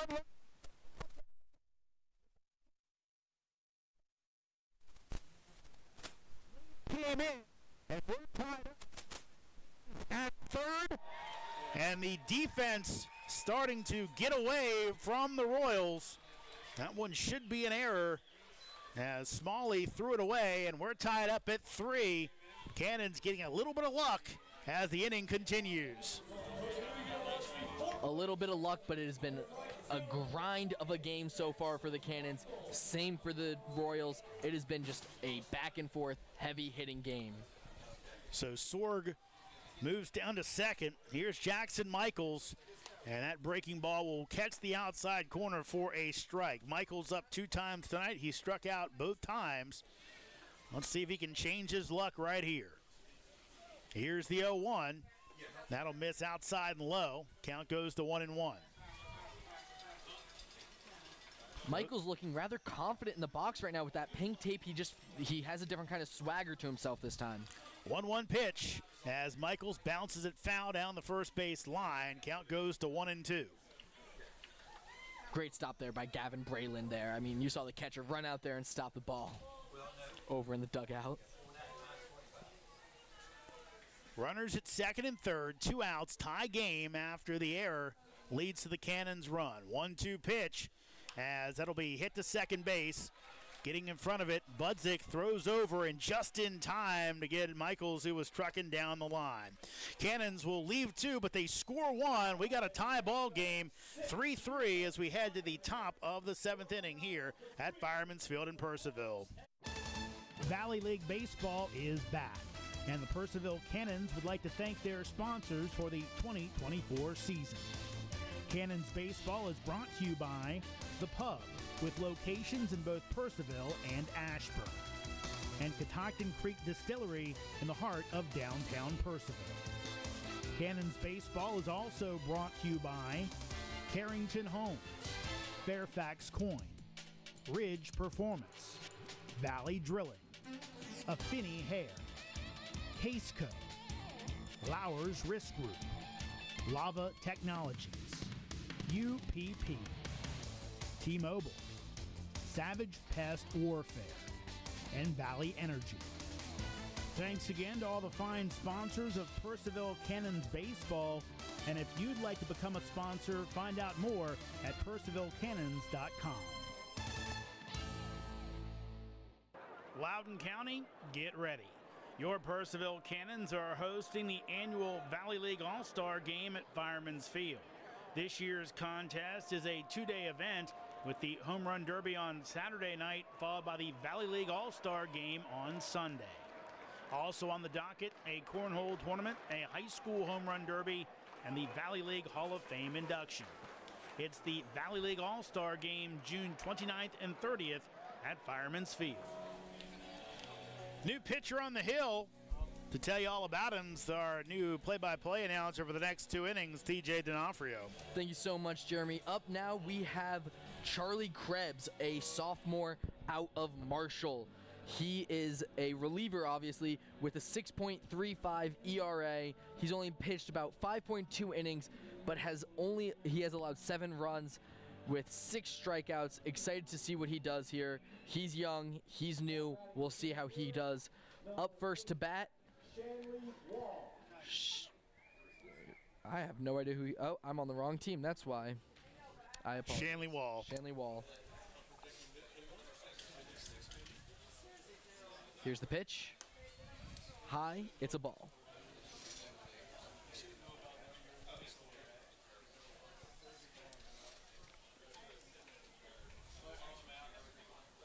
Here's the pitch. Outside, ball 2. Charlie Krebs, also from Purcellville, Virginia, went to Woodgrove, just down the road from here. Sitting at 6'2", he is one of the taller pitchers on this team. Here's the pitch. Outside again, 3-0 count.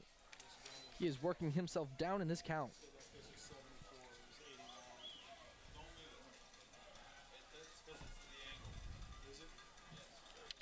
Let's see if he can get it through right up. And it's a walk for his first pitch. His first for them. Yeah, 4-pitch walk there. And again, Krebs saw some work on Wednesday night. Actually had 2 strikeouts. Did have a walk as well, but right now I got to dial it in a tie game. Next up, Pip Smalley. Here's the pitch. There's it is, down the middle for his first strike.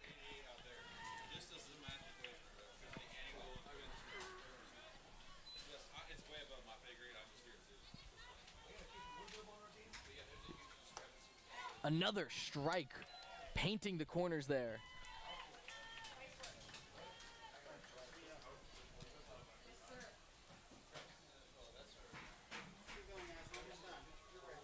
Krebs trying to keep Wall honest. As here's the pitch. It's a hit foul ball. Charlie did a good job of kind of dialing it in a little bit after he looked pretty shaky for that first batter. 0-2 count.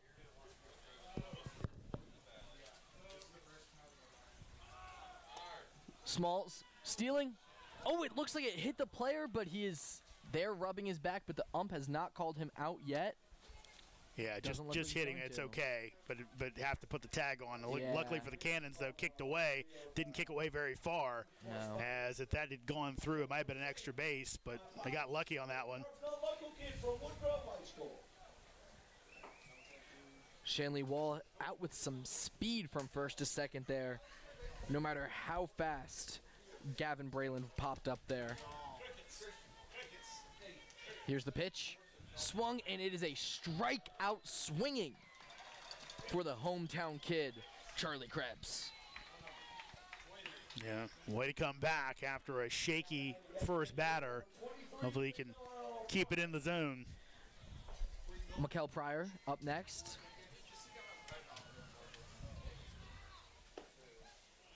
It is a low ball. Pryor having a run earlier and since then a fly out to right field and a strikeout swinging, has not been able to make base since the second inning. Here's the pitch. It's struck and it's out to center field. And what diving. Oh, it does not get caught. Instead it bounces around as a man runs over to third. Wall at third and Pryor at first. One in scoring position in the corners. Great tag. Great communication, waiting, and patience by Wall there. So drops in for the hit. Gupton almost got there too. As Amaro is up.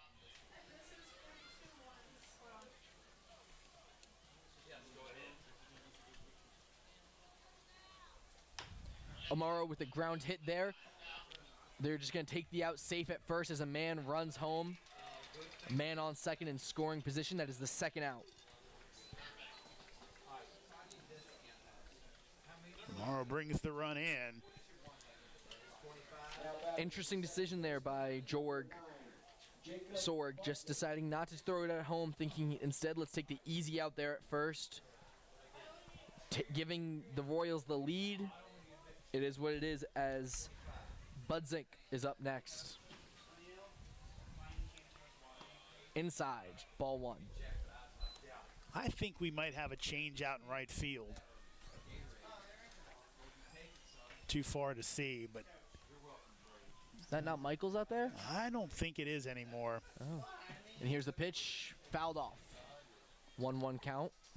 It is I would need binoculars to see out there. And that's the problem here with the netting. We can't see through the netting with the binoculars, so we're kind of at a loss. We have to almost watch and get clued in by the dugout, which we didn't today. So a little flying blind there, folks. We apologize.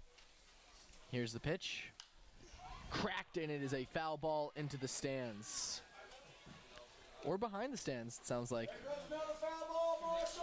1-2 count. Hopefully no one's car gets hit today. Jacob Bunzik just waiting. 1-2 count. Here's the pitch. Swings, and it is a strikeout. And that is the end of this inning, folks. We will be back for the top of the 8th. Valley League Baseball is back, and the Purcellville Cannons would like to thank their sponsors for the 2024 season. Cannons Baseball is brought to you by The Pub, with locations in both Purcellville and Ashburn, and Catoctin Creek Distillery in the heart of downtown Purcellville. Cannons Baseball is also brought to you by Carrington Homes, Fairfax Coin, Ridge Performance, Valley Drilling, Affinity Hair, Caseco, Lowers Risk Group, Lava Technologies, UPP, T-Mobile, Savage Pest Warfare, and Valley Energy. Thanks again to all the fine sponsors of Purcellville Cannons Baseball. And if you'd like to become a sponsor, find out more at purcellvillecannons.com. Loudoun County, get ready. Your Purcellville Cannons are hosting the annual Valley League All-Star Game at Fireman's Field. This year's contest is a 2-day event with the Home Run Derby on Saturday night, followed by the Valley League All-Star Game on Sunday. Also on the docket, a cornhole tournament, a high school home run derby, and the Valley League Hall of Fame induction. It's the Valley League All-Star Game June 29th and 30th at Fireman's Field. Welcome back to Fireman's Field here, home of the Purcellville Cannons. Cannons are trailing the Royals 4-3. We just had a phenomenal 7th inning stretch by the one and the only Bill the Thrill. We have the same Bryson Morale in, as he had a great ending of the last inning. And TJ, we're trying to get clarification. We think Austin Wallace has come in right field for Jackson Michaels, but unfortunately, with our sight lines and a couple other things, trying to confirm that. So we'll see. We'll see. Well, all we know now is that Michael Gupton is up, and so far he has had a fly ball to right field and a strikeout swinging. So let's see if he can get on base.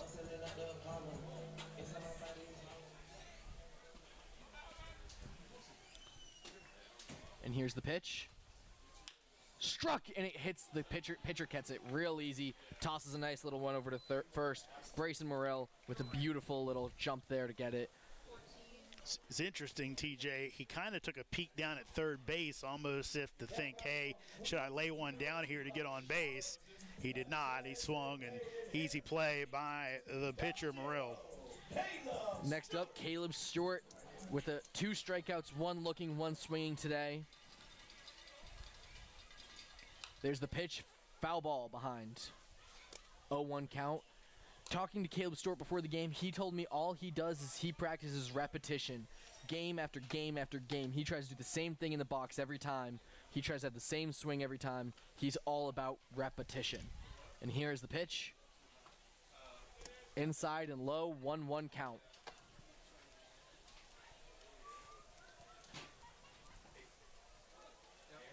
If you watch him in the box, every time he does the same motions, and he has the same swing. It is a beautiful art form, truly, as we get this next pitch.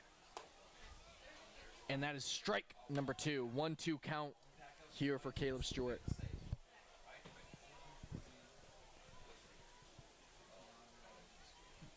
Pitch cracked over to left field. Trailing, and it is a fly ball. The shortstop, the one and only Gonzalez, with a great track down, not blinded by the lights, instead has a great out.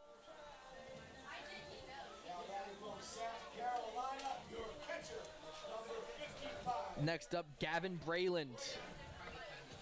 That's a really good play, tracking over there in a tough spot. to get that one by Gonzalez. We talked about it's almost like it's been a wave for Winchester. The defense was really good early. Then they had 2 errors at inning to let the Cannons get a run. Now back to good defense. As Braylon, here's the first pitch. Ball. Outside wide.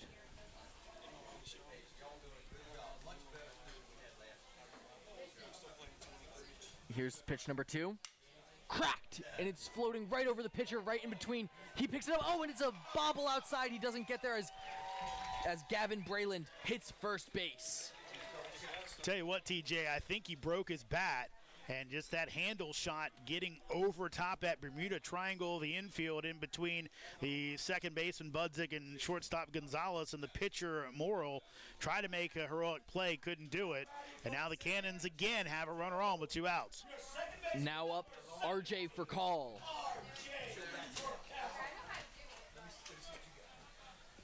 Let's see what he can do here. Here comes the first pitch. Strike as Gavin Brayland with a generous leadoff as the pitcher almost threatened. I'll go throw it out there. I'm not scared of it. Saying he's got a good pop-up time. Gets the call. Tries to pick off Brayland again. Safe. Catchers typically don't have such a far leadoff as Brayland is, saying he might want to steal, as the Cannons have been known to do. As here comes the next pitch. Outside, ball 1. Obviously, you'd love to get yourself into scoring position if possible, but right now, don't want to be a hero. Let for call swing the bat. Absolutely. Here comes the pitch. Swung, 1-2 count.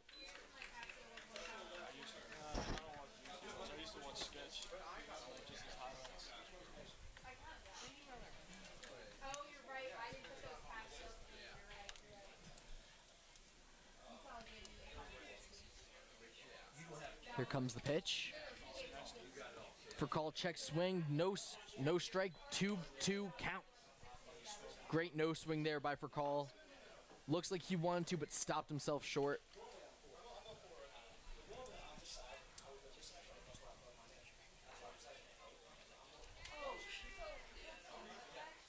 Here comes the pitch. Ball number 3, full count. Gutsy take there by Furcall. It was close. And right now, with the 3-2 count, we'll see Braylon off on the pitch. 3-2 count with 2 outs here. Braylon has no choice really, but the second this is pitched to run, I feel like. Here comes the pitch, and it's a walk. Don't feel like that's exactly what they were going for there, but it's what happened. And now we have a pinch hitter coming in for your Purcellville Cannons. Number 2, Mitsuki Kono. Number 2, Mitsuki Kono.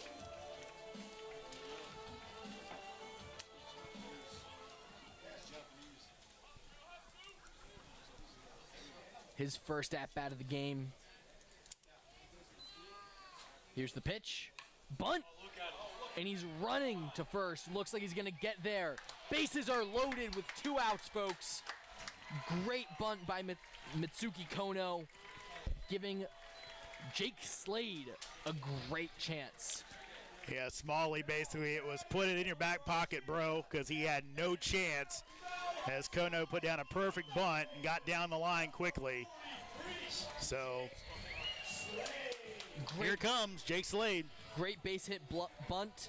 And, you know, we saw Jake Slade last time the bases were loaded when he was there in that exhibition game, first inning. He hits the grand slam. But it looks like they're going to have a quick chat with Bryson Morrell. They're not going to go to the bullpen, it looks like. No, I don't see anyone over there.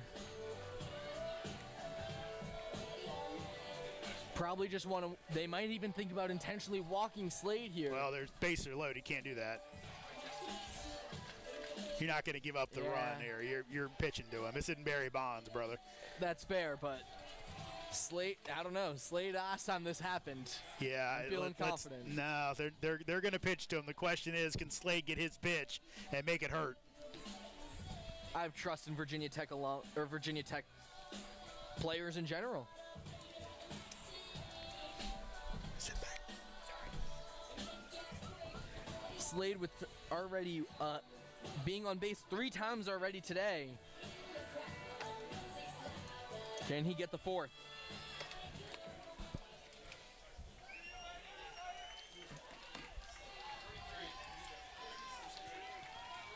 Here's the pitch. Ball. And right now, one thing, if you're a Cannons runner, you obviously want to get a big lead, but don't get picked off in this spot. Right now, we've seen Amaro is not scared to throw the ball around the infield to try and get you from behind. Here comes the next pitch. Swung!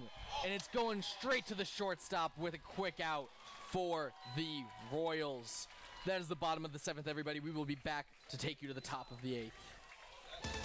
Valley League Baseball is back, and the Purcellville Cannons would like to thank their sponsors for the 2024 season. Cannons Baseball is brought to you by The Pub, with locations in both Purcellville and Ashburn, and Catoctin Creek Distillery in the heart of downtown Purcellville. Cannons Baseball is also brought to you by Carrington Homes, Fairfax Coin, Ridge Performance, Valley Drilling, Affinity Hair, Caseco, Lowers Risk Group, Lava Technologies, UPP, T-Mobile, Savage Pest Warfare, and Valley Energy. Thanks again to all the fine sponsors of Purcellville Cannons Baseball, and if you'd like to become a sponsor, find out more at purcellvillecannons.com. Loudoun County, get ready. Your Purcellville Cannons are hosting the annual Valley League All-Star Game at Fireman's Field. This year's contest is a 2-day event with the Home Run Derby on Saturday night, followed by the Valley League All-Star Game on Sunday. Also on the docket, a cornhole tournament, a high school home run derby, and the Valley League Hall of Fame induction. It's the Valley League All-Star Game June 29th and 30th at Fireman's Field. Welcome back to Fireman's Field here, folks, home of your Purcellville Cannons. Cannons are trailing the Royals 4-3 as we still have Charlie Krebs up for pitching. Coming into the batter's box for the Royals, Cam Harthen, who has had a phenomenal day so far. Let's see if we can put a stop to him. Yeah, right now, TJ, it's big. Obviously, they couldn't bring any runs in there with the bases loaded, but you got the heart of your lineup coming up in the bottom of the inning. So if you're Krebs and whoever else might come in, obviously here the chore is against the top of the lineup.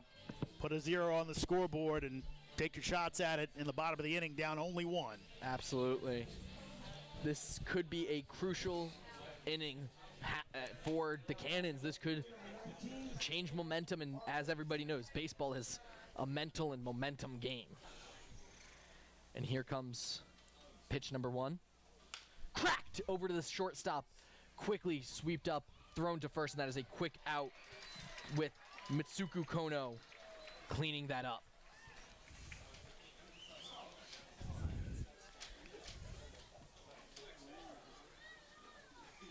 Now batting the shortstop, number 6. Kono similar to in a way, with just great fundamentals on that defensive side. Next up to bat, Jay Gonzalez. Here's the first pitch. Inside, ball 1.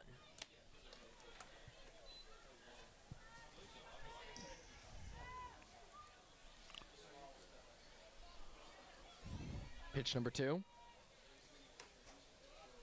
Too high, ball number 2. 2-0 count here.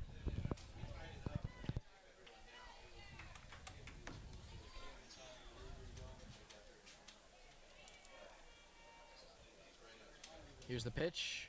Strike number 1.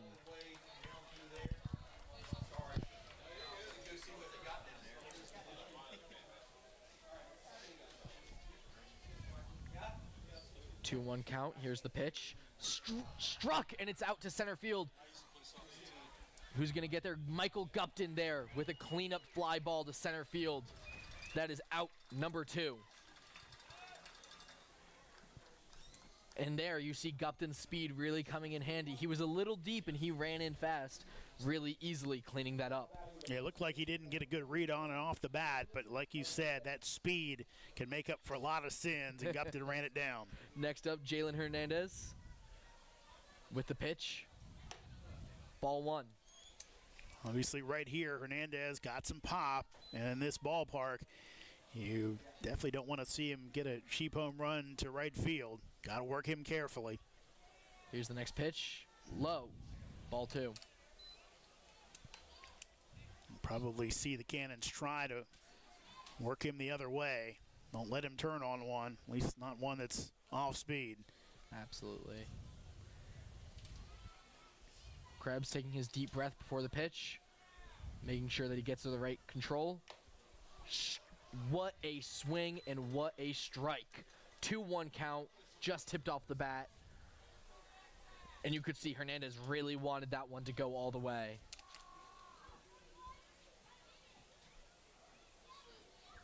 Here's the pitch. Strike number 2, 2-2 count. Hernandez looks a little upset with that call.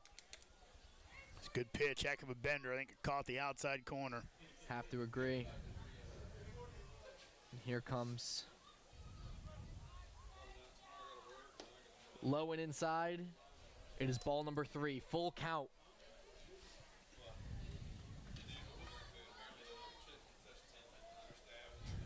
Here comes the payoff pitch.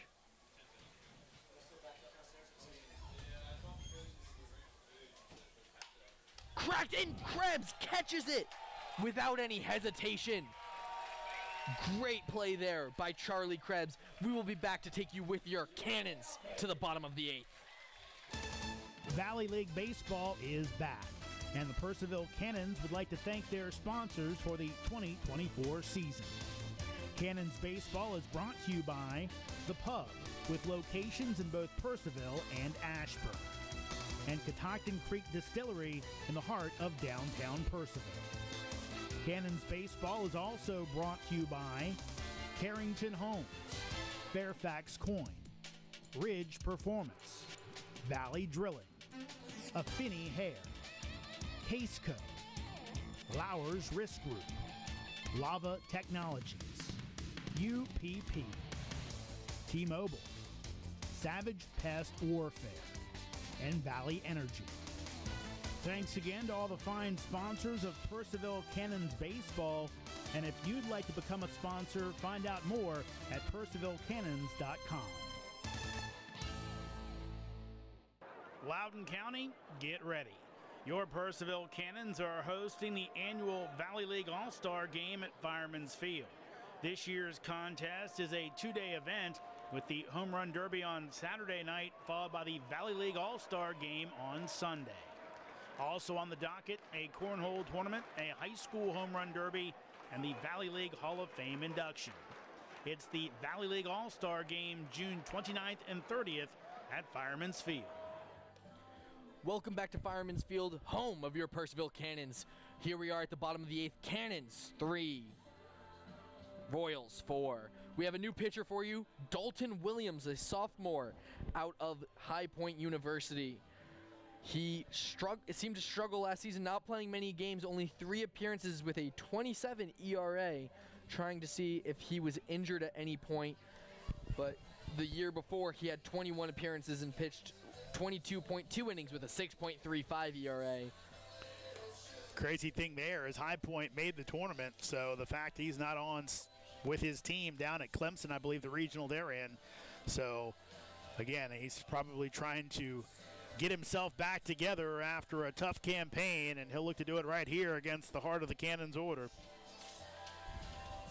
Your Cannons will have batting Caleb Freeman, David Sorg, and potentially Jackson Williams, Jackson Michaels. We are unsure if there was a substitution there. We will let you know as soon as we know, folks. But first up to bat, Caleb Freeman.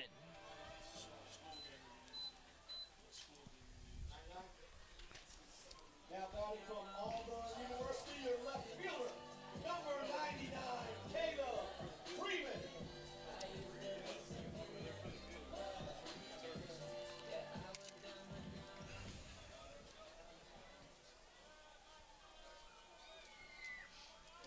Here's Freeman, first pitch, high, ball 1. They're going to try to have to feel out Dalton Williams as he's fresh onto the mound. Pitch 2, strike 1. Straight down Broadway there.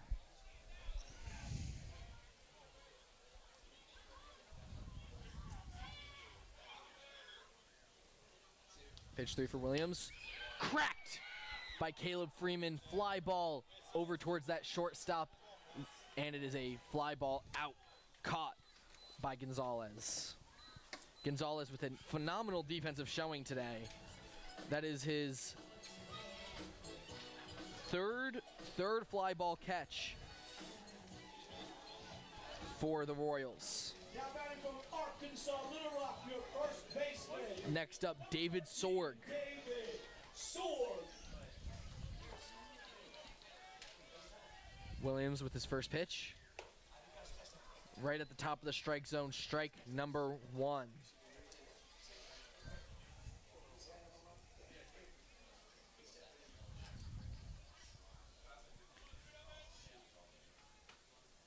Here's pitch number 2, struck, and Sorg just fouls it off behind. So it is Wallace on deck, so it looks like he was the defensive replacement a couple innings ago. I believe in the 6th inning. 0-2 count here.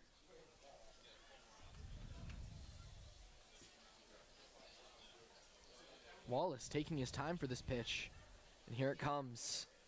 Cracked. David Sorg right to the first baseman. Slips between his legs as Sorg gets to first base.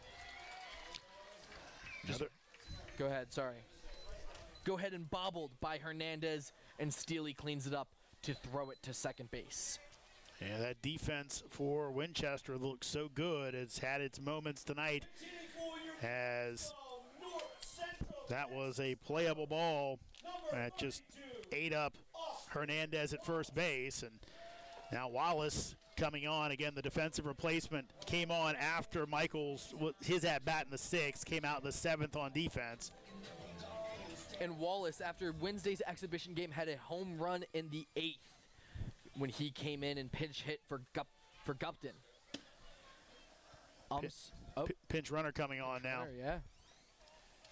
Looking like it's going to be Lincoln Pack.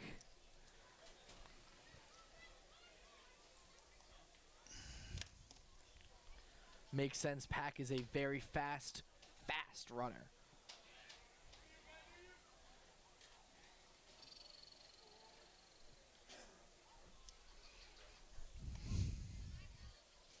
Here comes the first pitch. Ball, and it's thrown to first, trying to pick him off. Pack is safe. And as we've been saying the whole night, Amaro is not scared to throw and try to pick off.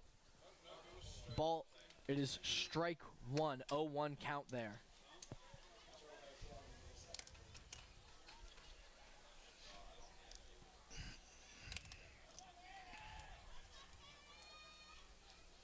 Wallace deep in his batting stance. Here's the pitch. Ball 1.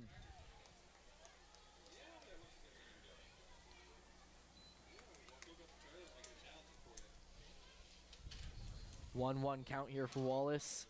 Pack with a generous leadoff first.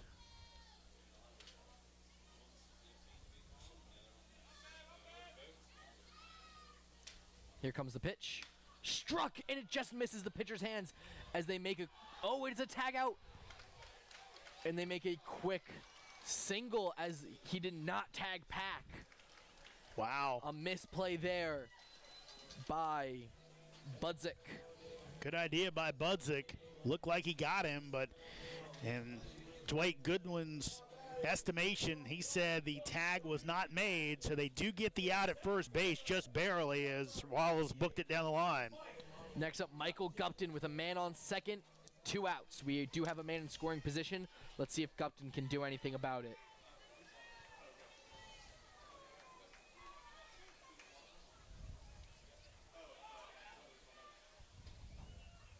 Here's the pitch. Foul ball. Right now, you want to see if Gupton can adjust what he's been doing today. Again, right now, all you're looking for is drop one in, you tie the ball game. What type of approach does he bring?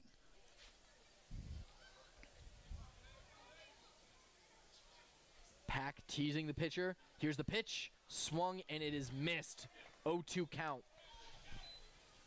That was a high ball that Gupton swung out. Pack over there on second base, seeming to tease the pitcher, bouncing back and forth on this lead. Budzik seems like he wants to try to play the steal or play the pickoff. But here's the pitch. Ball one. 1-2 count. Morrow took off for the dugout, surprisingly.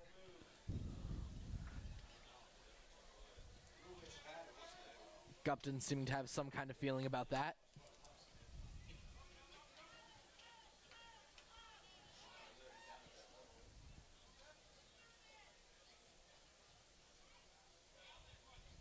Here's the pitch.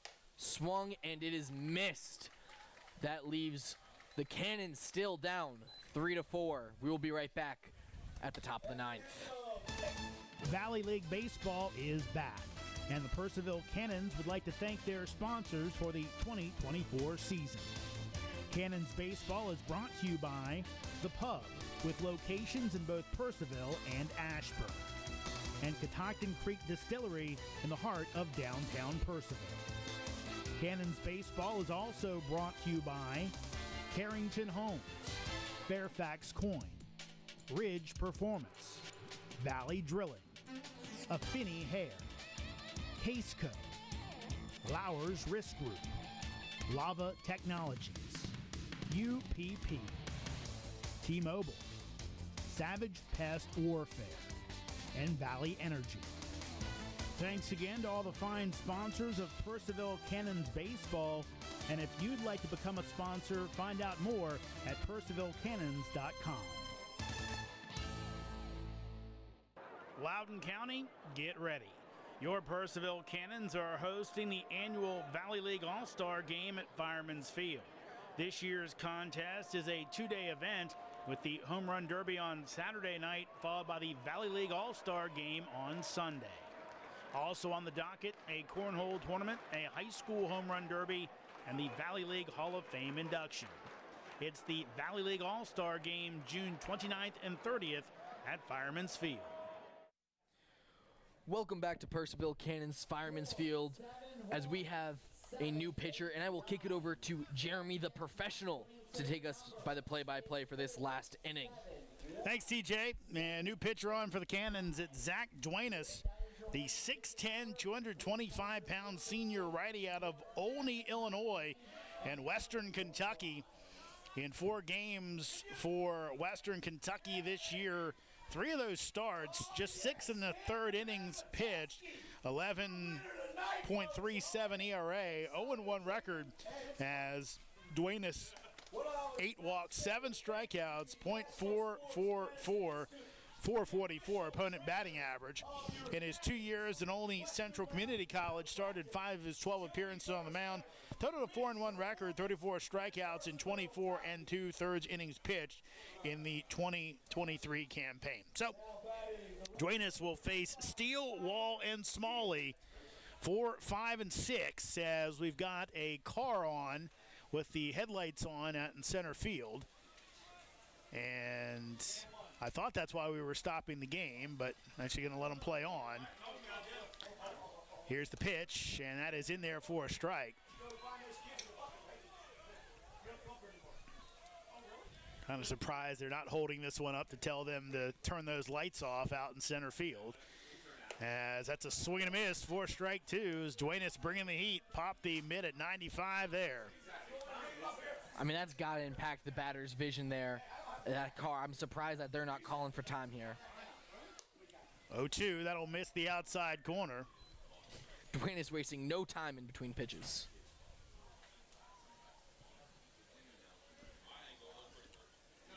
Duenas delivers, and that one chased for strike 3 as Duenas, first batter faced, has a strikeout. Now batting, the center fielder. You know, being 6'10" really allows you to get that arm extension to add a little more pace on that pitch, and Zach Duenas has proven that he has it. Here's Shanley Wallace, says he'll take outside for ball one. Wallace out of East Stroudsburg has 2 hits tonight, also has a walk. 1-0. That's hit the other way, foul. Hey guys, if you find anything here tonight lost and found, we did have a kid lose a pair of sunglasses. If you find anything lost and found, please return to the lower concession area. Here's your 1-1. And check swing. They'll appeal, and down at third base, Dwight Goodwin says no swing.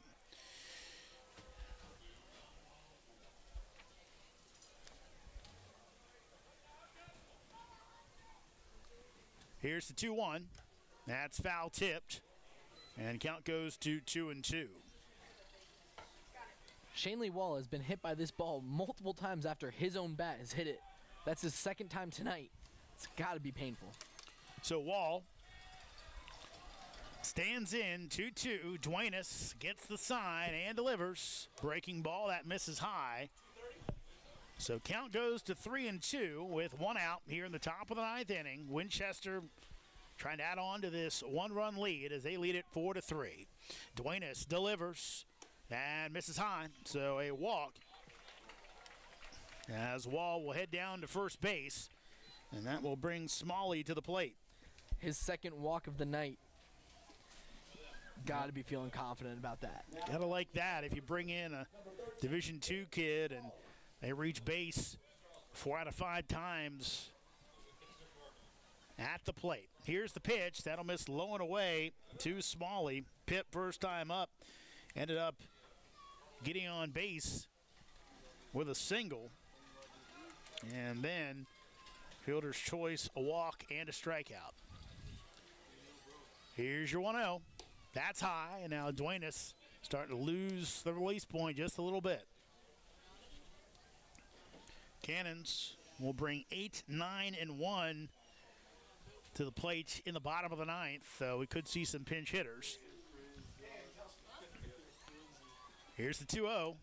Duenas catches the outside corner for a strike. Duenas knowing for having a little bit control issues, but can throw it fast. He's really trying to keep himself calm and under control. Here comes the 2-1. Here it is. Runner bluffs. Swing and a miss for strike 2. One final in the Valley as Woodstock with an 8-4 win over Newmarket. Elsewhere, it's Strasburg destroying Front Royal 17-1. Charlottesville coming back after a big early deficit. They lead Stanton 7-6. They're in the 6th inning. And in the 7th, Waynesboro up on Harrisonburg 9-1. Runner goes, swing and a miss, throw down to second base, and it's going to get through everybody. Runner goes over to third base, and a throw-off line, and the backup wasn't all that great. And now Winchester has a man on third base, albeit with 2 outs, as the Smalley strikeout puts the second out on the board. Going to be a throwing error on the catcher, Braylon. Smalley down on strike, second for Duenas, and now Brett Fuller is going to come out and talk to Duenas and Braylon. Interesting if they're, he's trying to get across there. Can't imagine there's much that Mike Smith's cooking up in the dugout. Though maybe telling if he does go out of the lineup, make sure he keeps an eye on Wall before he goes too deep into that windup. Here's the pitch. That's going to miss low and away as Pryor takes it for ball 1. Great save there by Braylon. Here's the 1-0. That misses up high. On deck is Amaro. Pryor has 2 hits on the night. 2-0 pitch. That misses up high. And this is exactly what we're talking about with the control issues that he has. He is just throwing ball after ball after ball right now. Needs to be finding that strike zone. Here's the 3-0. That's right down Broadway for strike 1. Took a little off and gets the strike. Duenas delivers. Swing and a miss for strike two. That high heat too enticing as Pryor went after it. Wall down at third base. He'll be breaking on any type of pass ball. Payoff pitch. That is in there for strike three as Pryor goes down looking. Cannon strand the runner at third base. They got 3 more outs to tie this one up or take home the win. Winchester up 4-3 as we head to the bottom of the 9th inning. Valley League Baseball is back, and the Purcellville Cannons would like to thank their sponsors for the 2024 season. Cannons Baseball is brought to you by The Hub, with locations in both Purcellville and Ashburn, and Catoctin Creek Distillery in the heart of downtown Purcellville. Cannons Baseball is also brought to you by Carrington Homes, Fairfax Coin, Ridge Performance, Valley Drilling, Affinity Hair, Caseco, Lowers Risk Group, Lava Technologies, UPP, T-Mobile, Savage Pest Warfare, and Valley Energy. Thanks again to all the fine sponsors of Purcellville Cannons Baseball. And if you'd like to become a sponsor, find out more at purcellvillecannons.com. Loudoun County, get ready. Your Purcellville Cannons are hosting the annual Valley League All-Star Game at Fireman's Field. This year's contest is a 2-day event with the Home Run Derby on Saturday night, followed by the Valley League All-Star Game on Sunday. Also on the docket, a cornhole tournament, a high school home run derby, and the Valley League Hall of Fame induction. It's the Valley League All-Star Game June 29th and 30th at Fireman's Field. Welcome back to Fireman's Field. Another inning of work for Dalton Williams as he'll look for the 6-out save. As it appears that Winchester doesn't have anyone throwing in the bullpen. They do have some folks stirring, so depending on how things go, you might see another arm come up. But right now, Mike Smith against a bottom of the lineup that his pitching staff has handled pretty well. Braylon does have a hit, and for calling the leadoff spot has reached 2 times. Here we go. As Caleb Stewart, Gavin Braylon, and RJ Furcall, your scheduled hitters. We'll see if Brett Fuller stays with what he has. Williams delivers, and that is in there for strike 1.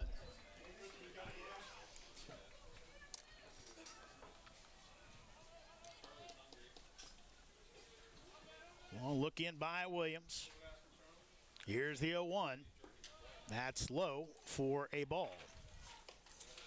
And you still see some Cannons in there warming up in the bullpen, saying we got confidence that we're either going to tie this game up or win it.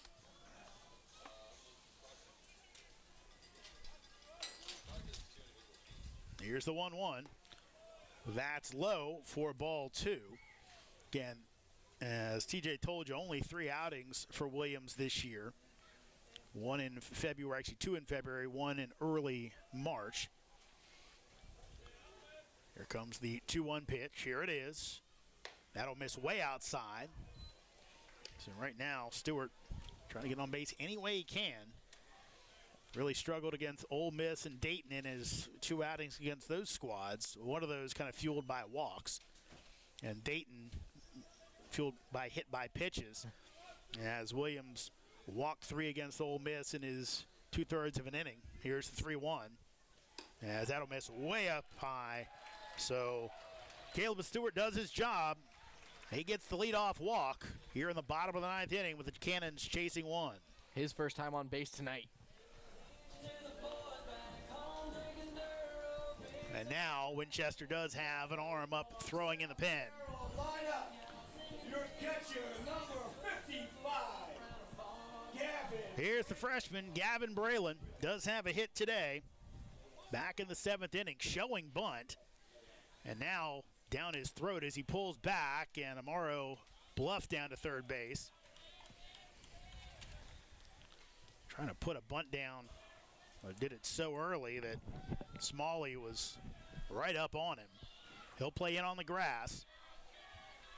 Modest lead for Stewart over at first base. Again shows bunt and gets it down. Good bunt as they'll go to first base and get the out, and nobody's at third base.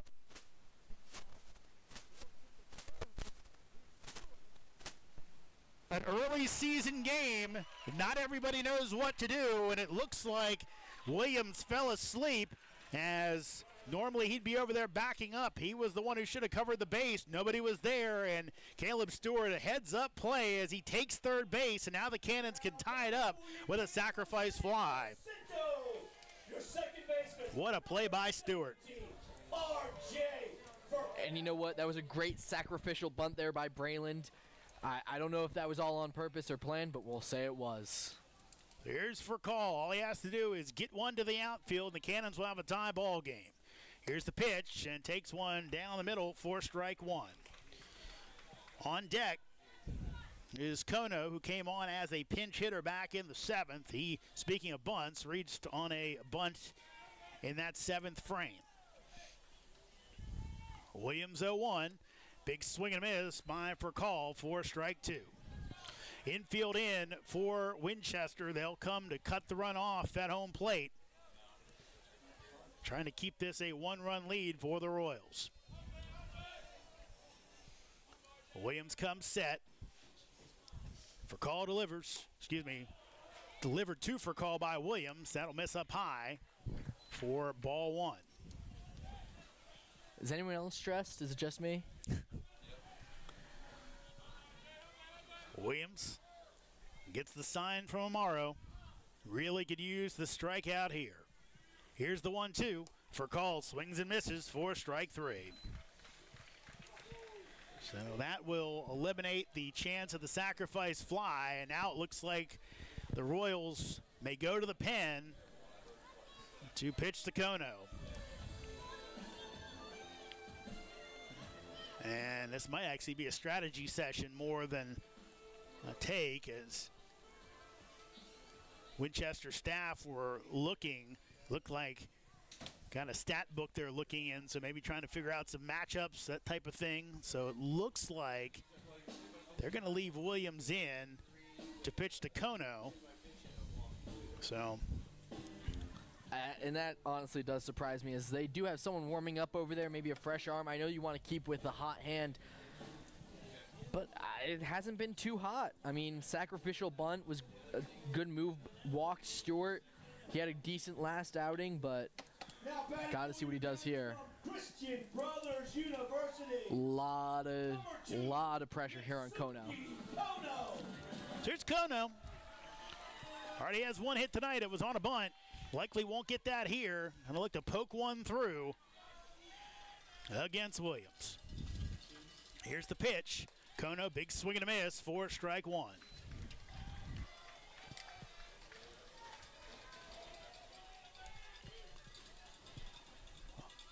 Opening game of the season. Only 40 games in the Valley, down from 44 in past years. Every one counts. 0-1 pitch. Kono takes up high for a ball.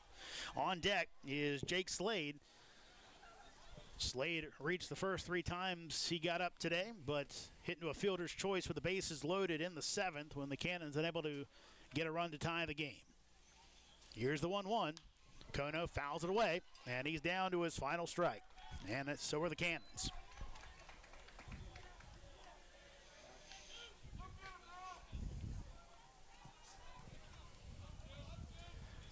This game means a lot to the coaches and to the players here. Division rivals. Let's see if Kono can clean it up. Williams comes set. 1-2 pitch. That'll miss way up high as Mitsuki took it. Next up for the Cannons tomorrow night, they'll be down at Newmarket. 7:30 start against the Rebels. Another road game on Sunday in Front Royal against the Cardinals before a home game on Tuesday against Woodstock. 2-2 pitch. Kono fouls it away to stay alive. Right now, really everybody playing back on the infield, just trying to knock it down, except for the third baseman, Smalley. He's staying even with the bag, now a little bit back, just in case Kono gets crazy and drops a 2-out bunt. 2-strike bunt, I should say. 2-2 pitch. Kono takes. That's low.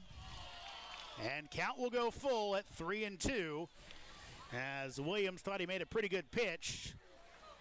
But Anthony Mayer behind home plate disagreed.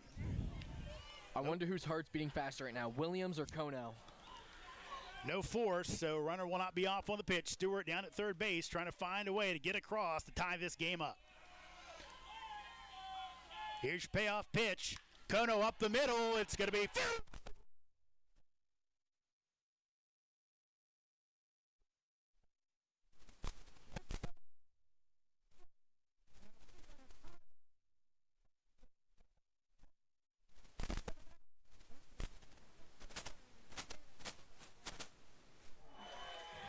And absolutely, what a hit by Kono. Stayed calm under pressure, got great contact, and truly, Gonzalez, who's had a phenomenal game all day long, we've been talking about it, just a simple mistake costs them the lead.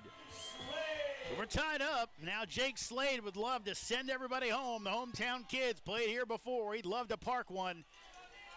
As the runner goes, throw down to second base. That's going to get through. Kono will stay at second, but he gets into scoring position as he took off on the first pitch. I wouldn't be surprised if we see a little pitching change coming up here with Williams.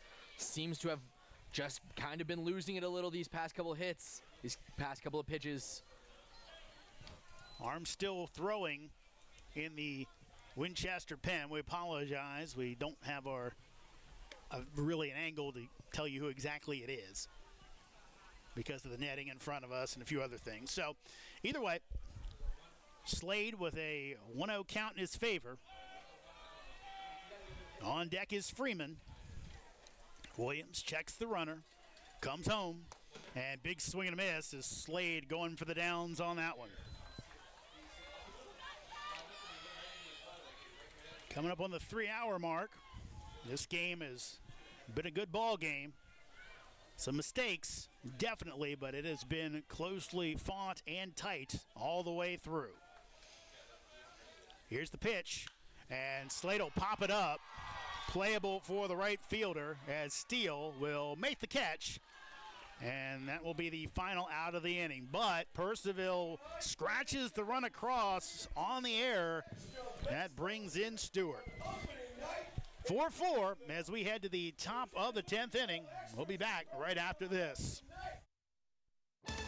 Valley League Baseball is back, and the Purcellville Cannons would like to thank their sponsors for the 2024 season. Cannons Baseball is brought to you by The Pub, with locations in both Purcellville and Ashburn, and Catoctin Creek Distillery in the heart of downtown Purcellville. Cannons Baseball is also brought to you by Carrington Homes, Fairfax Coin, Ridge Performance, Valley Drilling, Affinity Hair, Caseco, Lowers Risk Group, Lava Technologies, UPP, T-Mobile, Savage Pest Warfare, and Valley Energy. Thanks again to all the fine sponsors of Purcellville Cannons Baseball. And if you'd like to become a sponsor, find out more at PurcellvilleCannons.com. Loudoun County, get ready. Your Purcellville Cannons are hosting the annual Valley League All-Star Game at Fireman's Field. This year's contest is a two-day event with the Home Run Derby on Saturday night, followed by the Valley League All-Star Game on Sunday. Also on the docket, a cornhole tournament, a high school home run derby, and the Valley League Hall of Fame induction. It's the Valley League All-Star Game June 29th and 30th at Fireman's Field. New pitcher, it's Bauer Burkhart, another local product. This one just a little down the road, but still in Loudoun County in Leesburg. Burkhart, 6 foot, 180 pound sophomore pitcher and an infielder out of Marshall University. Did not bat for the Thundering Herd this year, but made 5 appearances on the mound, no starts, 16 .62 ERA, no record, 4 in the third innings pitched, 4 hits, 9 runs, 8 of those earned, 7 walks, 2 strikeouts, 2 homers allowed. Opponents hit .250 against him. As Burkhart, one of the guys out of Marshall, Cannons have done well with that before. Andrew Zaban, Matt Reed, a couple other guys out of Marshall back in the day. And he'll hopefully join that tradition as Burkhart will take on 8-9-1 for the Royals. Now, just a couple years ago, I remember this kid torching my Heritage High School as the pitcher for Tuscarora, as there was a heated rivalry between those two teams. So Amaro at the plate. Cannons putting their corners in, showing bunt, and that's going to be a hit by pitch. So showed bunt, and not the way you want to start things off. And again, I forgot, folks, we have to remind you that we do have the runner on base. They start with a runner on second to start the 10th inning. So it's the previous out. So Pryor was already on second base. That's why he was laying down the bunt, and the hit by pitch is how we start things off. Again, a bunt. This one's popped up, and it will be caught. And all the runners for Winchester are safe as they stay at their bags. But the Cannons with a defensive change as Freeman came from left field over to first base and makes a heck of a play for the first out of the inning. Freeman really just being a utility player this year, as we can see already in the first game. Left field to first base, and last game was a DH. Also listed as a catcher on our website. He can just do anything you need. So a pop-up on the bunt. We have a new left fielder. We'll get you an update on that as soon as we can, as that is going to be outside for a ball.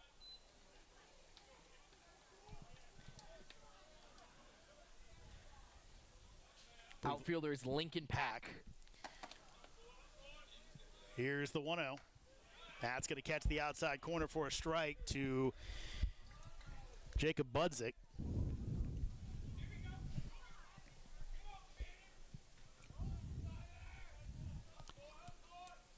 Excuse me, top of the lineup, as that's going to be hit the other way. Pack coming in, and he'll make the catch as the runners stay where they are.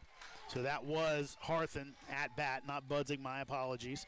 So he flies out for the second out of the inning. We'll forgive you. It's okay. I guess so. F7. Budzik popping up that bunt. So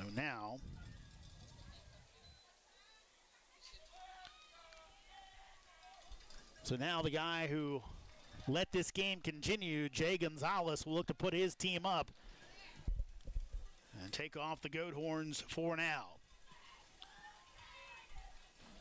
Here's the pitch. Gonzalez takes outside and low for ball 1. I do believe that last time was called an error on Gonzalez at the shortstop. It was. I was asked. As he booted the ball, had a chance to end the game. As that's bounced down the third base line, will it roll foul? It does, as Slade waited before he picked it up. Great and patience we'll have there. a 1-1 count. Great patience by Slade there. So down at second base, it's Pryor. He was the last out of the previous inning. We'd go with the ghost runner rule, for lack of a better term. He starts off at second. Amaro down at first base. He was hit by a pitch when he was trying to sacrifice bunt to move the runner along. Gonzalez at home plate. Here's the 1-1. That's low. Good block by Braylon to keep the runners at their bases. For such a young guy as Braylon is, he is playing like a true professional with some great blocks to save us. Coming up on the 3-hour mark. Here's the 2-1. That's on the outside corner for strike 2. A little bit of a long look back by Gonzalez. Hernandez on deck. He also had a key error to help the Cannons get back into this one. Right now, Burkhart going to try and finish this one off and let the Cannons have a shot to walk it off in a tie ball game. 2-2 pitch. That's fouled back.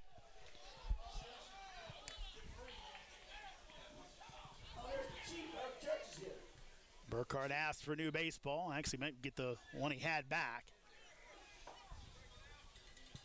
Gonzalez so far today started the game with a double. Had a single as well, then a strikeout, then hit into a fielder's choice, and then flew out back in the 8th inning. He's looking to give the Royals the lead. He swings and misses. Tag applied. And the Cannons keep the Royals off the scoreboard. They'll look to walk it off in the bottom of the 10th. It's tied at 4. Winchester and Purcellville. We'll see you in about 90 seconds.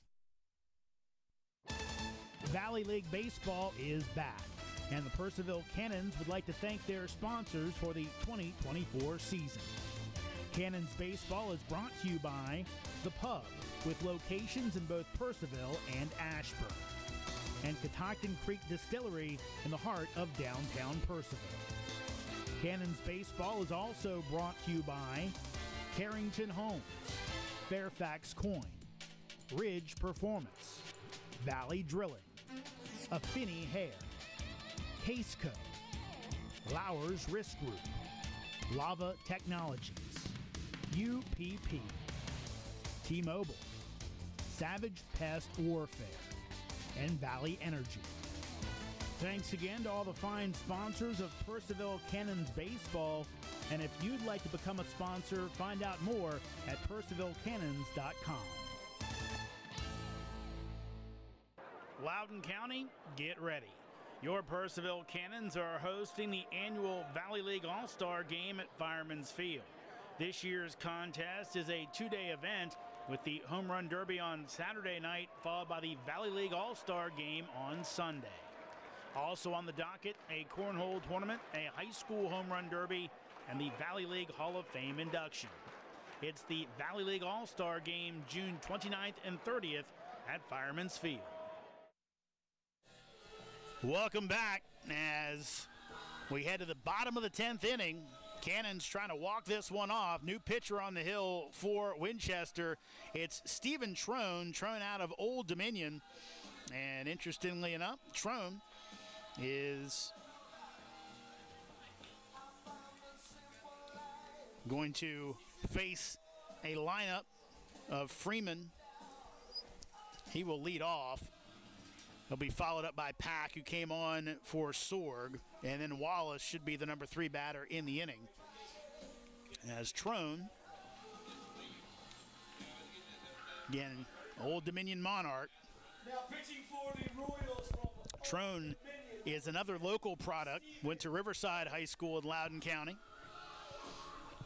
And he'll look to keep this one at 4s and send us to another inning of extra inning baseball. So again, we will do what we did in the top of the inning. We do have the ghost runner at second base.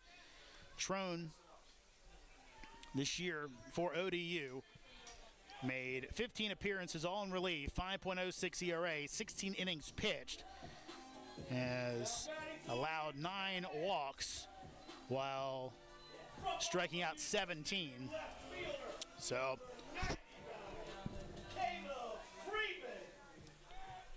it's Slade at second base, and Freeman is at the plate. We'll see if they ask him to bunt here to try to move the runner over. And they're going to let him swing away, and Freeman will take strike 1 on the breaking ball. Freeman now playing first base by ball.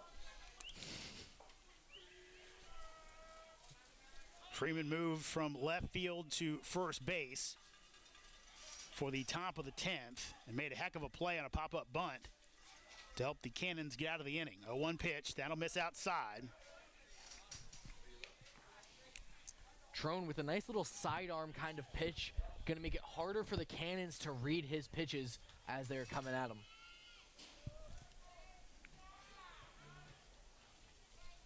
Winchester should be playing at a depth they can throw Slade out at home plate.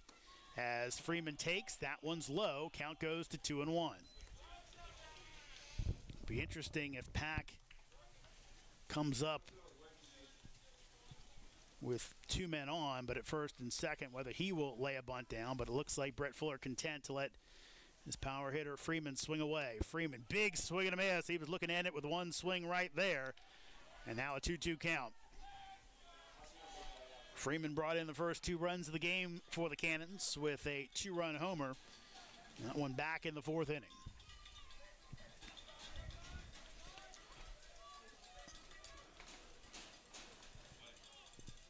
Crone's pitch, that's fouled off as Freeman got a piece of it. Way to keep this at-bat alive by Freeman.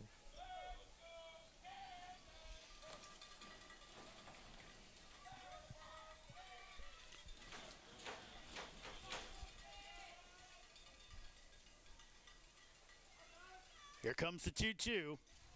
Trone delivers, and Freeman goes after it. He swings and misses for strike 3. That's a big strikeout for Trone to start the bottom of the 10th inning.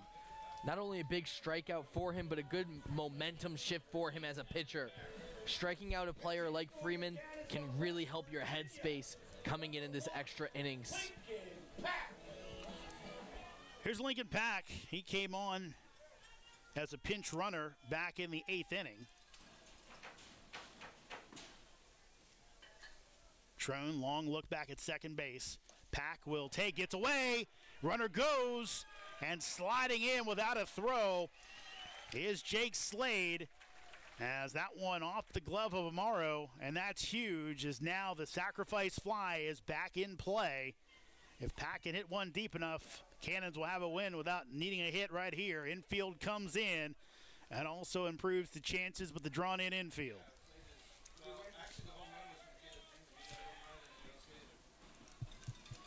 Here comes the 1-0. Pack takes, that's in for a strike. Crowd does not like it.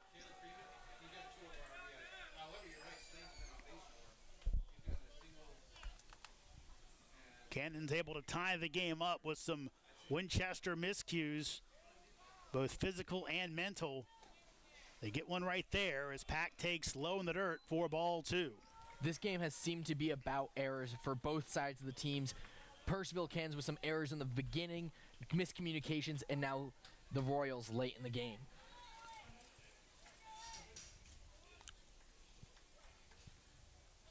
Here's the 2-1. Pack takes for strike 2. Breaking ball there, only 82 miles per hour.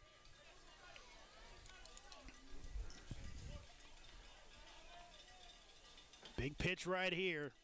Can Pack make contact? 2-2 pitch, and that's low as Amaro tried to frame it, but Anthony Mayer says no. Count goes full.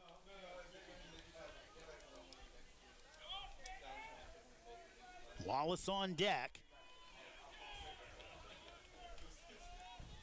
Trone delivers, and that's hit the other way. That's good.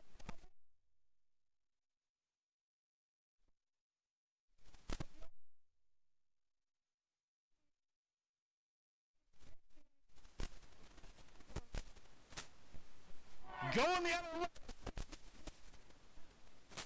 He brings in the runner from third base, Slade, and the Cannons win it 5-4 in 10 innings. An absolute beautiful game here. Both teams played so resilient, and you just love to see a great game, especially for a home opener, especially for a rival. You wanted to see a great, hard-working game, and that's what you got tonight, folks. It was phenomenal to call, and I'm so glad I was here to witness this game. Lincoln Pack, the hero, came on as a pinch runner. He ends up ending it with an RBI single the other way to bring in Slade and give the Cannons a win on opening night. Totals in this one, Cannons 5 runs on 6 hits and 3 errors. Royals with 4 runs, 10 hits, and 4 errors. Your winning pitcher in this one will be Bauer Burkhart. Losing pitcher in this one will be Stephen Trone, as the Cannons will go ahead and get the win as they take it 5-4 in 10. Next Cannons game will be tomorrow night as they will take on they will take on Newmarket down 7:30 at Rebels Park in Newmarket. Your next home Cannons game will be on Tuesday night as they welcome in Woodstock. That'll be the first of 4 games at home next week here at Fireman's Field. For TJ D'Onofrio, I'm Jeremy Huber saying so long as Lincoln Pack, your hero, walk-off single in the 10th to win it. Cannons over the Royals 5-4 in 10 innings. Good night, everybody.